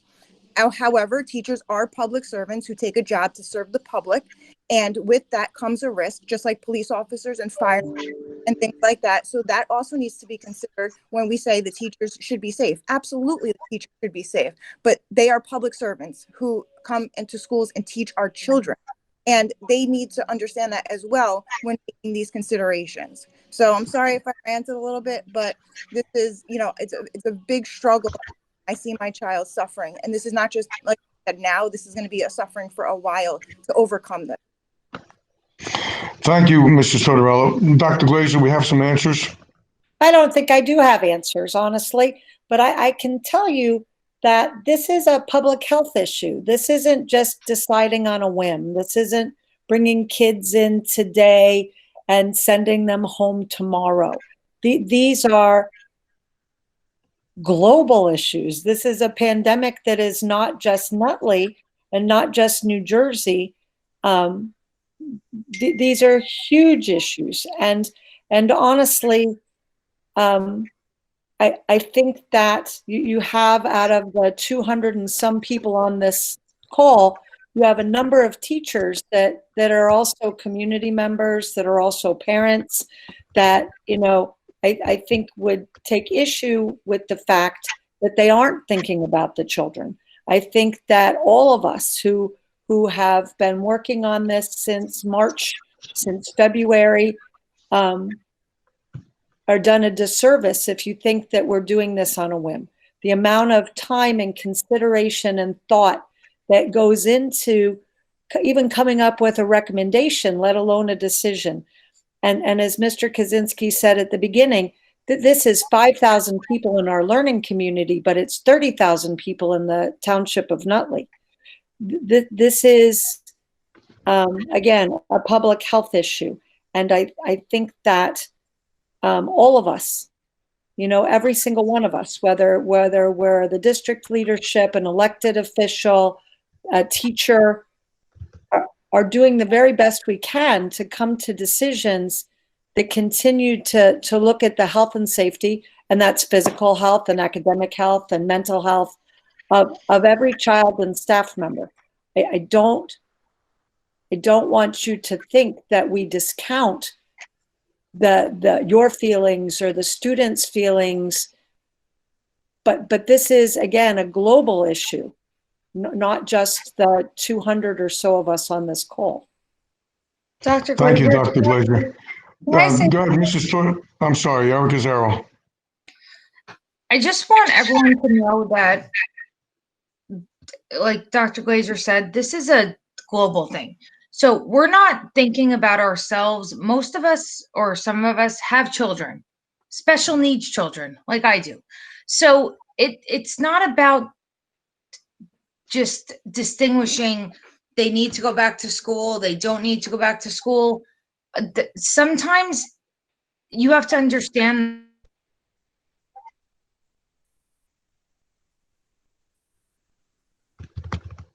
You might have broke. Did she freeze up? Did I? All right. I think so. Erica, Okay. here. I'll read her. Erica. All right. Mrs. I think Michelle Christensteller wanted to say something. We'll go to Michelle Christensteller and then come back to Erica Zara. Is that okay? As to how it's going to affect every. Erica, I'm sorry. We lost you for a while. You were completely frozen. But go ahead, finish up what you were saying, but we lost a good part of it. Okay. Am I back now? Yes. We lost you all the way back at being a special ed parent, by the way. So what I'm just trying to say is we have to take the whole picture into consideration, right? As a parent, as a community member, as a public servant, whatever our role is, it's not just affecting a small population of people. At the end of the day, it affects the whole entire community, all 50,000 people. It's not just the 4,200 kids or the 8,400 parents or the however many thousand siblings. It's the whole entire community. We have a higher responsibility to make sure that the whole entire community is safe. Nobody is doing anything based on personal opinions or how the board feels or anything like that. It's based on, like you said, data, and it's based on the responsibility to the children. Just as much as we have to make sure their education is in place, we have to make sure their safety is in place. Because if they're not safe and the people that facilitate their safety are not in place, then they have no education. That all has to be taken into consideration. So I don't want anyone to put anything by the wayside and assume anything that cannot be being done, and any research that's not being done is not. Everything that can be done and every possible avenue we can go down, we are. Thank you, Mrs. Zara. Michelle Christentello, I see that you wanted to say something. Thank you, Charlie. I want to speak on behalf of the 400 teachers in this district. I'm insulted that the parents think that we don't want to educate their children. This is a blip in time. There is a pandemic going on in this world. We don't feel safe in the buildings. We don't have a choice to say we don't want to come to school. We want to educate your children in the best way possible. The best way possible, whether you want to believe it or not, is virtual instruction. It was working as best we could. We are trying our best, but we are not safe in buildings with children, with other adults that can be passing this back and forth. I don't understand why people think it's the teachers that don't want to do their jobs. We do want to do our jobs. We are trying. We are working harder than we ever have before. That is not the point here. The point is we really are not safe. There were children shivering in my classroom a week and a half ago, shivering. It was raining when we were outside taking a mask break. We are sitting with masks on for almost 4 straight hours. We can't just take them off in the classroom. Neither can your children. That is not safe. It is not educationally sound. I understand that teaching and working from home is not the answer, but being in the schools is not the answer right now either. It is a pandemic. Everyone is suffering. Everyone is going through this, not just Nutley people. So please take that in mind. Please stop insulting our teachers. We are trying. These are not decisions that we're making. So please take that into consideration when you're talking about your children's teachers and staff members. Thank you, Mr. Kaczynski. I'm sorry, can I respond to that, please? Because I just need to say something. I, in no way, shape, or form said that the teachers don't want to teach. That's not what I said. I understand the teachers are having a hard time, as are the students. And I have many, many friends who are teachers. So that was not what I said. What I asked was, where's the science and the data to support the decisions? I've not had that answered yet. That is my question. Where's the science? I was not referring to you. I was referring to the chat and everything going on in the chat. And there's a lot in the chat that is going on insulting teachers. I have specials teachers that are quite insulted when people say that their curriculum is not important. It is very important. Arts are so important in our society. Some children are reached by that. I was referring to all of the other stuff. We have a lot of people who are very upset right now. We want to be there. We want to be there for your children. We took on these jobs for that reason. Thank you.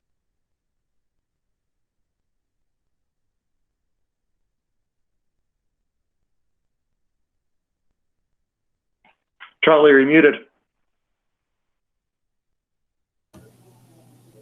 Charlie, I think, dropped off. It's Michael. I saw he somehow. Okay. Video's there, but there you go. There, I got it. I wanted to apologize to Michelle, Mrs. Tortorello. I don't think it was addressed towards you at all. We're looking at the chats, and the chats are not overly friendly. But we have to stop looking at those chats, really. If people have something to say, like I said before, let them come on and say it like you did. So I appreciate Mrs. Tortorello. Obviously, I always appreciate Michelle Cristantello giving her a point of view. Ian, who else is out there? Denise Ballou. Mrs. Ballou.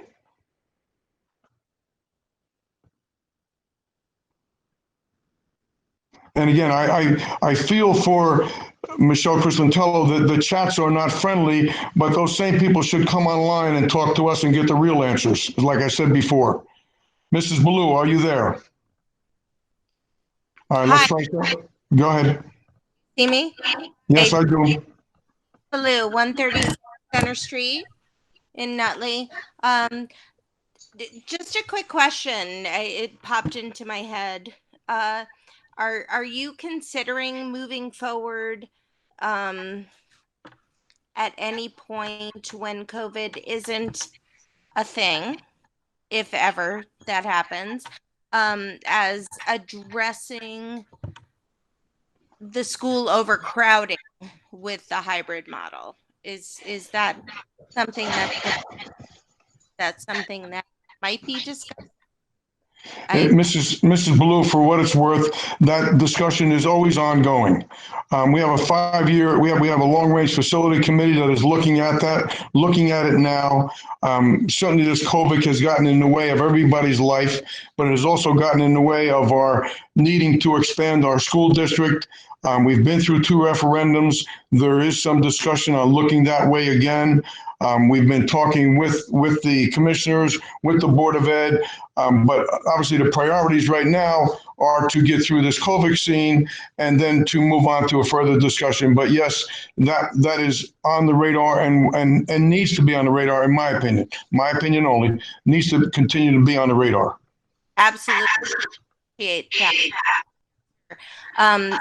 Then backing up, because I know there has been some discussion on snow days, and because virtual learning has been, I will admit, very successful, and I'm happy to keep my kids virtual through the end of this year, for many reasons. But moving forward into next school year, is there the possibility of snow days being removed from the school calendar? And in all due respect, I know Dr. Glazer's here, but I don't know, in all due respect, that we want to get into that conversation tonight. But certainly that is also something that is going to be discussed and will be discussed. But I don't think tonight's the night for it, personally. I appreciate that. Unless Dr. Glazer wants to jump in. All I was going to say to you, Mrs. Ballou, is that just today, the Department of Education said that they might consider virtual instruction for inclement weather that's not related to COVID.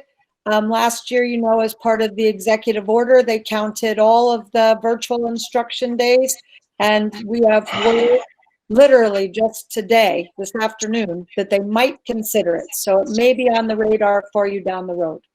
Exactly. Two questions that were maybe refreshingly not related to COVID. So thank you for answering them.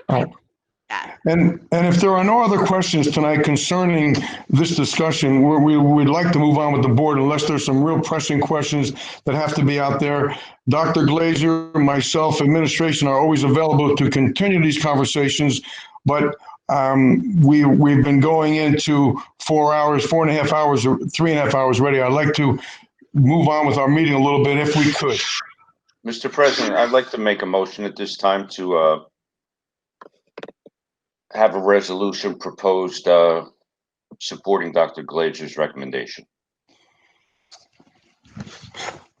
I need a second to discuss it. I would like to second that. Okay. So Dr. Glazer, let's go over your proposal again, please. Well, I didn't give a full proposal while No, you. okay, wrong word. Your So discussion. as far as we got in my introduction was that we would close between Thanksgiving and the holidays to allow for the people traveling and quarantining and having people in their homes, that it would give us an opportunity for those 14 days between each holiday, Thanksgiving, Christmas, and New Year's, and then invite people back into the schools requiring testing. As part of my discussion, I did not give a return date. The board was still looking at that. I can make a recommendation, but I think that that's your purview. My recommendation at this time, just since I brought it up, would be to leave that open-ended at this time. May not be a popular decision, but I don't think we're in a position to a deadline on a return date right now. There's a lot going on in the next 60 days. I agree. Oh, we got time. Everybody will have the chance. Mr. DeMaio. I agree with Ken. Keep it open-ended. Mrs. Quirk. I agree. Keep it open-ended. Mr. Carnicella.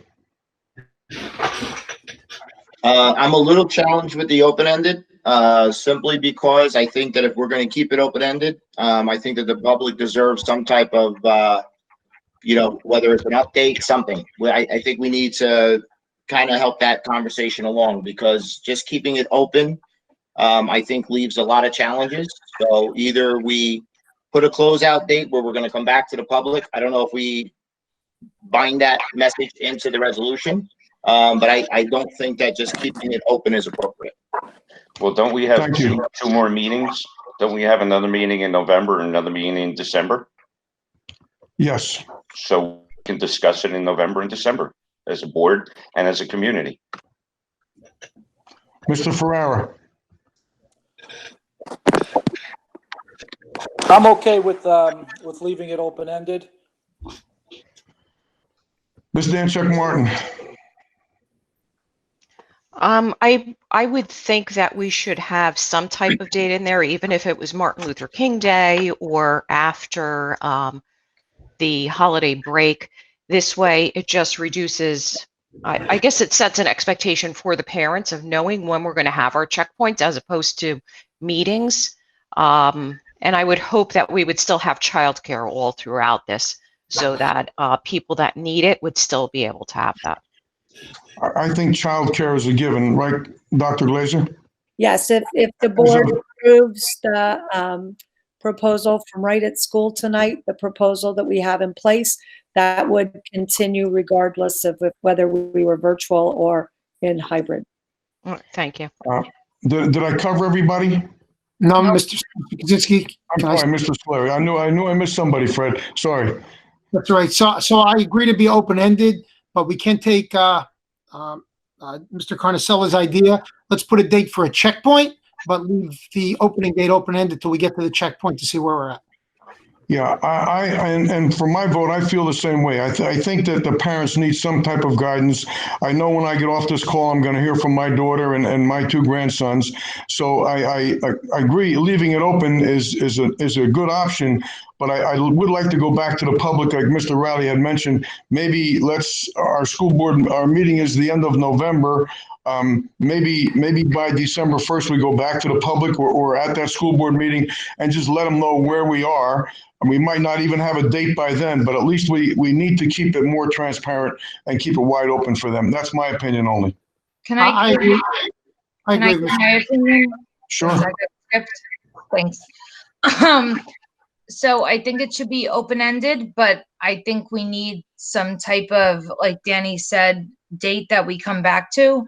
So if the December meeting's gonna be before the holidays end. Maybe we could use the January meeting as a checkpoint? So Or your January meeting is, I'm okay with that. Erica, your meetings are December 21st is the December meeting. The reorganization meeting is the Yeah. first meeting in January. You don't have another one until after Martin Luther King. Yeah, So maybe yeah. we could have a special meeting in between? It's not a problem for me. You know, we have special meetings that become quite a thing, even though Mr. Carnicella doesn't care for them too much. But I don't, it's fine with me, but if we set, what if we set our December meeting as a date to go back to the parents on where we stand? I'm good with that. 2 months. Mr. Riley? I'm good with that. I'm good with that. Yes. I'm fine with that, Mr. President. So could you do me the favor of repeating your understanding so I know who is in school, who is out of school? The original recommendation was that we continue till Thanksgiving. There was a question about 7 to 12 coming on November 16th, the remaining virtual. Mrs. Cristantello also raised a question about my recommendation had pre-K to 6 in special education who are already in continuing. That was a different question. So I do need some clarification as to what I got, the open-ended piece and the checkpoint piece of what's happening. What is your recommendation for 7 to 12? So I would tell you that there's reasoning on both sides, right? They're excited, the same as the 3rd to 6th grade, to be in the buildings. They want and for some of them, it'll only be 2 days before Thanksgiving. Yeah, I know. But on the other hand, what we're talking about is the large number of cases that are happening at the middle school and high school level. Nutley hasn't had those students in. Please don't think just because we have not had students in the building that there have not been students that have tested positive. There have, because they're on virtual instruction, because they're already at home as part of that contact tracing conversation. Again, it doesn't necessarily come to the forefront in Nutley the way it has in other districts that have had to open and close. That's my concern, that even in those few days from November 16th to the 23rd, and again, that only brings a student in 1 or 2 days, even in those several days, we run the same risk that our neighboring districts and schools throughout the state have had at the middle school and high school level. So I'm torn. Dr. Glazer, are you? Students. I feel for the students, but if our reason for making this recommendation and resolution is safety, I'd have to keep them out. Dr. Glazer. All right, Mr. Ferreira, go ahead. I'm just waiting for you to come in. Go ahead, Sal. Yeah, all right, I'm here. So Dr. Glazer, we do have students that have tested positive. They just, because of being virtual, it hasn't affected the buildings. That is correct. Yes. So that would be a safety issue, a concern that I would have with moving forward with, bringing in the 7th through 12th graders for a week. Okay, Mr. Riley, do you want to add on to your resolution, amend it, or further No, I discuss mean, it? originally we spoke of what the superintendent just said, that special needs pre-K and kindergarten, stay. And it makes no sense to me to bring in the 7 through 12. And, the other thing we haven't even spoken about today is the possibility of a vaccine coming in a very short period of time. So let's keep the glasses half full mentality. Yes, you're absolutely right. So your resolution will read, we're leaving the K to 6 as is until Thanksgiving, and we're not bringing the 7 to 12 back until we come up with a date sometime after our meeting in December when we'll discuss that date again. That is correct, Mr. President. Mr. Scott Evelyn, are you on board?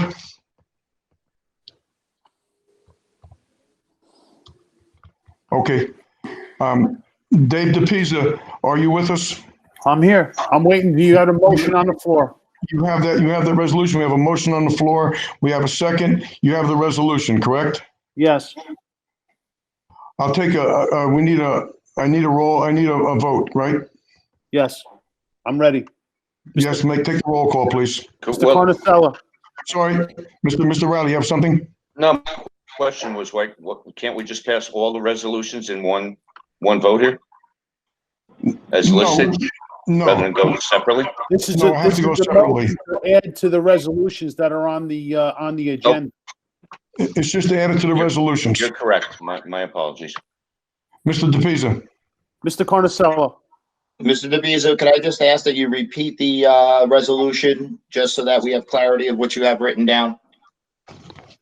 I have to keep pre-K, K, special ed, and 3 to 6 in until the 23rd.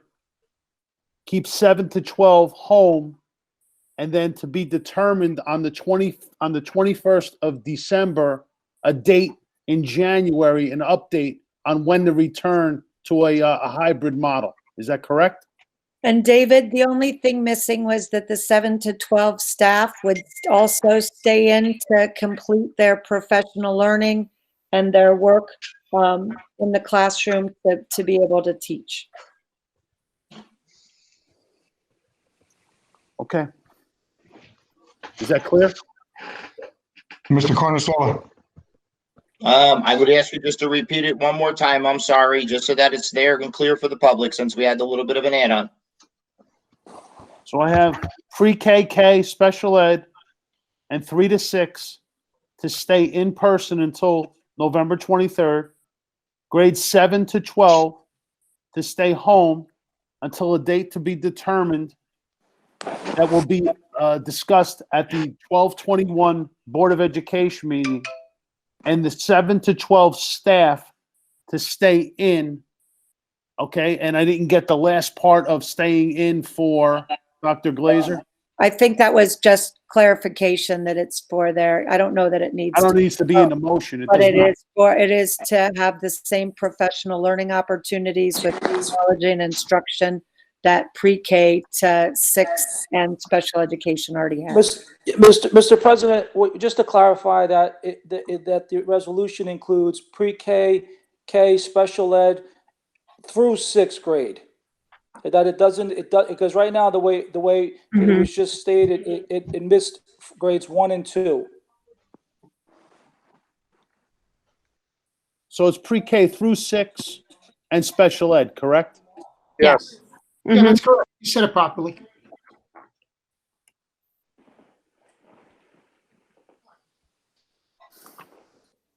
We're good? I believe so. I won't Charlie, let you you're repeat it muted. again. I don't know. I'm trying. I'm in the middle of the roll call. We're good, Danny? Yep. Yes. Mrs. Dancheck Martin. Yes. Mr. DeMayo.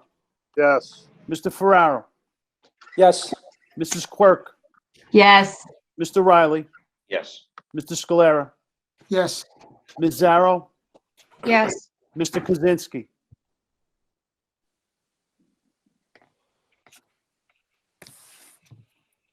Maybe he fell asleep.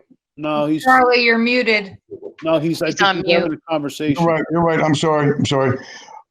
Dave, now I now have that resolution. Can I present that one to be read first? You can have that resolution under academic with the approval of the service contract for right at school for childcare. Okay. Mrs. Dancheck Martin, will you take that resolution 1 and 2, please? You can defer the first one to Dave if you like. Oh, boy. Yes, Mr. President, I'd like to pass academic resolutions 1 and 2. Dave, can you please read the added resolution? So it's to to approve pre-K through 6th grade plus special ed to stay in school until November 23rd and to leave 7 through 12 at home and have the board give an update on December 21st to as the return in January of all the hybrid model to be discussed on the 21st of January at the meeting. And there was also a discussion about the teachers coming in. Did I miss that? No, Dr. Glazer said that was just a point of clarification. It didn't Okay. have to be in the resolution. All right, thank you. I'm sorry to jump in. I think the date is Wednesday, November 25th, not the 23rd, if I'm not mistaken. Are you keeping them in until the Wednesday before Thanksgiving? Who is that that's commenting? It's Karen Greco, sorry. Karen Greco. Is it the 25th or is it the 23rd? The 23rd is a Monday, the 25th is the day before Thanksgiving. The 23rd is Monday, the board meeting date. Maybe that's what's confusing. It would be the 25th, Dave. Wednesday, the 25th is still a single session day. And another point of clarification, all students after the 25th will be home until further notice, correct? Correct. Correct. All students. Virtual. Yes. They will be virtual. Correct. Okay. Are we halfway clear in this resolution now, Mrs. Danchek? We had Mrs. Danchek read the resolution 1, Dave read the resolution 2. I need a second. Second. Discussion. Roll call, Mr. DePisa. Mr. Carnasella, Yes. Mrs. Danchek Martin, Yes. Mr. DeMayo, Yes. Mr. Ferrara, Yes. Mrs. Quirk, Yes. Mr. Riley, Yes. Mr. Scalera, Yes. Ms. Zarrow, Yes. Mr. Kaczynski. Yes. Mr. Scalera, will you take personnel resolutions, please? Yes, thank you, Mr. Kaczynski. I'd like to move personnel resolutions 1 and 2 as written. Second. Discussion. Roll call, Mr. DePisa. Mr. Carnasella, Yes. Mrs. Danchek Martin, Yes. Mr. DeMayo. You need Yes. to abstain. You need to abstain. Sorry. No, abstain. Mr. Ferraro, Abstaining. Mrs. Quirk, Yes. Mr. Riley, Yes. Mr. Scalera, Yes. Ms. Zarrow, Yes. Mr. Kaczynski. Yes. Thank you. At this section, we allow questions or comments on all school-related matters.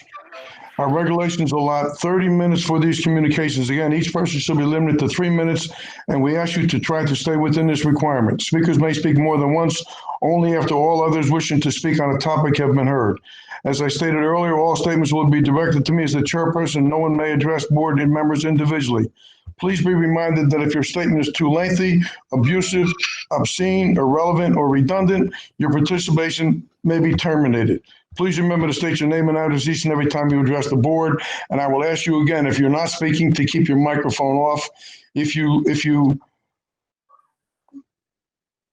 I'll go ahead. We'll take the first question. Anyone wishing to address the board now?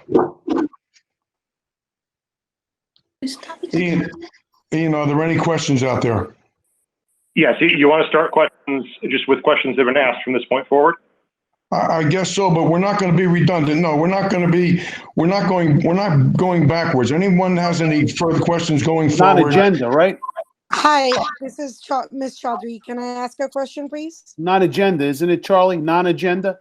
Non-agenda. Any open questions? Yes, ma'am. Hi, just wanted to confirm, since we agreed that the 7 to 12 graders are not going to be going hybrid, are the 7th graders still supposed to be going for orientation tomorrow?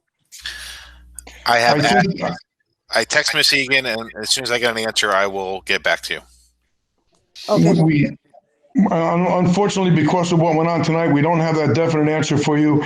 But Ken Banya, our assistant superintendent, I'm sure has your name, and we'll reach out for you as soon as we get an answer. Unless we get it tonight, we'll put it out to everyone. It'll be on our page tomorrow. And we will communicate through Ms. Egan and Mr. Sullivan to all families. Thank you. Okay, thank you. Ian, is there For someone new else out questions, there? Sal Balsamo? Yeah, hi, sorry. I think Ms. Chowdhury's question answered mine, or at least stated that we'll get an answer about middle school orientation. But just to clarify, the vote for tonight says that 7th through 12th grade will not be returning back virtually. Do I have that correct? No, will not. The 7 to 12 will not be coming back into school. That's what I meant. Okay, yes, that's correct then. I meant remain. Until we make a decision sometime at the end of December at our school board meeting, we'll make a decision or hopefully have a date in January when they will be coming back. Thank you. That's what I meant. Thank you. Thank you. Ian, any other questions out there? Yes, Kim Van Boer. Hi, yes. My name is Kim. I live on Ivy Place in Nutley. Just since this, as far as the scheduling goes, with especially the specials with the teachers, will we find that there's more consistency on how each teacher? I know that how they run their class and how they run their time with the kids makes complete sense. It's every class and group that they do is different. But as a new parent with a brand new kindergartner who hasn't even been in a school to see where her child has been learning, all this is a very overwhelming situation, and I find it very hard to keep up with the level of non-consistency between each and every special given. Some teachers are very upfront and working very well in Schoology, and I know there's learning curves. I understand that part, but every single one has a very different way that they promote, want things how they want it. They want me to download new apps. They want me to be able to print things. They want us to be able to add things on the app, but some don't want it on the app. And it's very hard as being a kindergarten mom, that he's not doing that. That's me doing that. So I just want to know since it seems clearly with this vote that we're going to be virtual and there's going to be those things, can we find a way to maybe have the teachers work, at least for us, have a better understanding? And again, I know maybe it's just a kindergarten teacher preparing things since I'm new in the program, but that's something that's been very hard to kind of learn what's going on because everybody's doing it a completely different way. Thank you. Okay. Thank you. You're kind of breaking up there a little bit, but I think we got the gist of the question. Dr. Glazer or Janine, do you want to answer her? Or Kent, we have done a lot of work. I'm sorry, Kent. With Schoology. I don't know that Dr. Shoza is on the call, so I'm going to defer to Kent. Yeah, I can answer. With Schoology, for the district, it was important to get everyone in one place and make sure we're approaching education in a similar fashion, although it won't be the same. But to answer your question, I know we're going to continue to reach out and do parent help, so ways they can use it, and also to try and work through making synchronous education a little more consistent throughout district. I think the teachers have done an amazing job with this, and we look to continue to do it as we move into the winter months. Thank you. Are there any other questions, or I'll accept the adjournment? There are a number of other questions, yes. Laura Del Tufo. Go ahead, Ann. Hi, Laura Del Tufo, 96 Rhoda Avenue. I just have a practical suggestion. I work at a very large mental health organization in Bergen County, and we have residential clients, we see children, we have a school, we see hundreds of clients a day in and out of our organization. And one of the things that we started to implement was surveillance testing, where staff and clients will be tested every week. And we're working with a local hospital that has a mobile unit that will do that type of testing, and it bills the staff's insurance. So it's just a suggestion to think about when you're ready to return the children to school, that there may be a way to do the surveillance testing every week so that everyone is comfortable that the children and or staff are safe in the school setting. And it bills to there's no cost. Thank you, Ms. Del Tufo. I already see head shaking, so I'm sure we'll be looking in that direction. Thank you. Ian, anyone else? Yes, Sherilyn Gonzalez. Hi, good evening, Cheryl Gonzalez, 423 Center Street. I just wanted to first of all, thank all the teachers for all the hard work that they've been doing. I know it hasn't been easy on everyone from teaching from home virtually to going to hybrid. I myself have a child who's in the elementary school at Radcliffe in the special needs program in 3rd grade. He has a wonderful teacher, Ms. Damonte, who we just adore. She's wonderful. And I also have a high schooler. I've been familiar now with the Schoology platform for quite a while with my high schooler as well as with my son, but I do see that there are still a lot of issues in terms of just and I think it's because all the teachers were still learning as before the pandemic hit, so we haven't had a lot of ample training at the high school. But a couple of suggestions, so to speak, just alone in my son's classroom in 3rd grade, we never have an issue knowing what we need to do for the day, whether he's in his general ed class or whether he's in his little learners class. It's always posted right up on the homepage of what's required for the day for the updates. So I'm asking on the high school level if that can possibly be done in their other classes, because for one of the students who has trouble navigating through the app within itself, it's very easy to miss assignments that are due. And, at the high school level, yes, we've been fortunate that there's been a lot of catch up, and we have a great team working over there. But just, if we can have a little bit more of a routine in terms of just being able to see the updates for daily assignments right on the Schoology page, especially now that parents have access to their own Schoology accounts, so that nobody is surfing through everything and wasting time and possibly missing out on some important assignments or announcements that their children may have missed out on. That's all I'm requesting. No, that's very good. Thank you. And we're aware of it now. If we weren't aware of it before, and I'm sure we'll be looking at this again. Mr. Banya. I just want to thank you for your feedback, and we appreciate that. Thank you, Mr. Banya. I And we really will- appreciate it. The high school level has been wonderful. I know that when I reached out, right away the team gets together, but it's not only for children who have an IEP or who have special needs. I think, all across the board, it just makes it a little bit less stressful for all of our students to not only, hold them accountable, but to also be able to just navigate through everything that they need to navigate through, as well as, this is the experience that they're going to have when they go to college. This is something similar for online learning when they go to the college level. So if we just have more clear indicators on the homepage, it'll be helpful for everyone, for teachers and students. Thank you. Thank you very much. Ian, are there any other questions out there? Yes, Gina Herbert.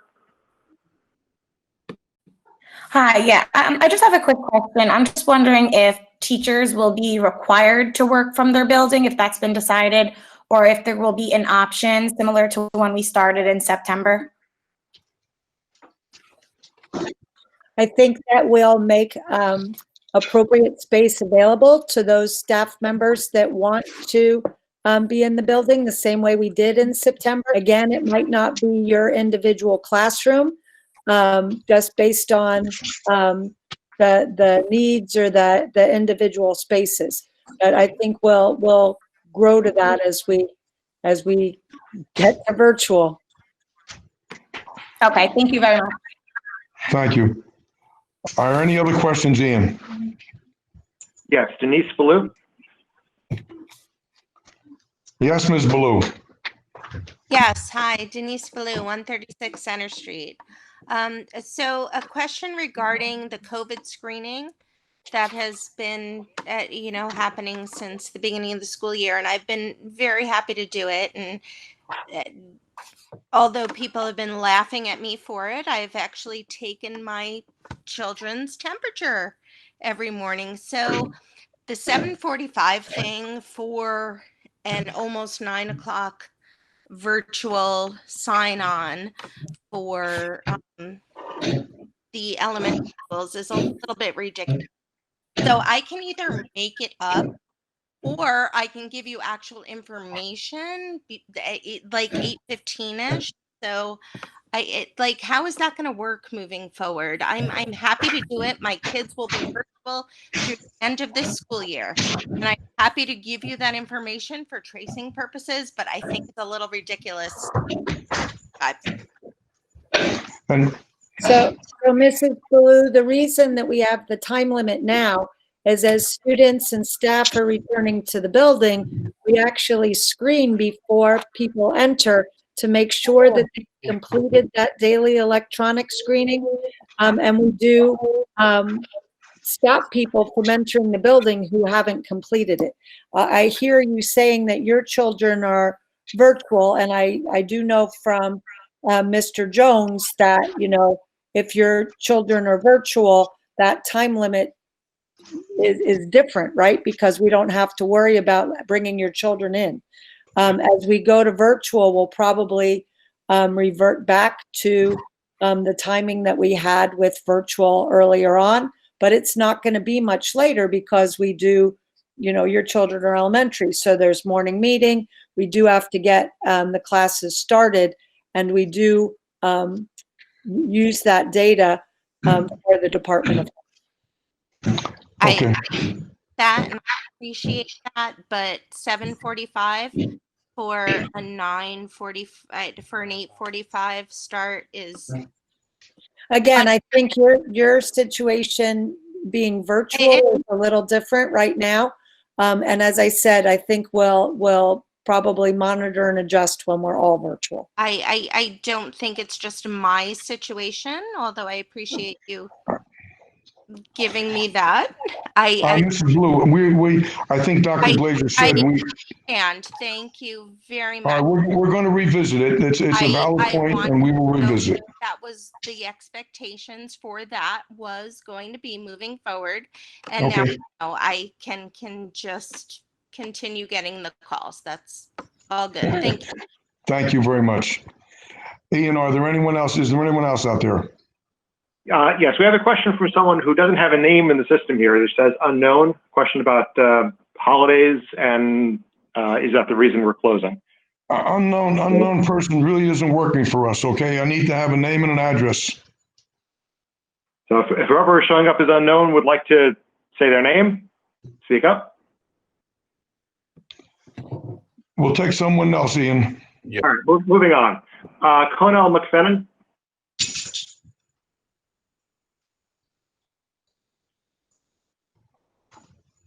Conell McFenton, did you have a question still? Next, Ian. I do believe that's the last of the actual questions in the chat. Motion to adjourn. I have a second to motion to adjourn. Second. Second. Thank you. I need a roll call. Or not.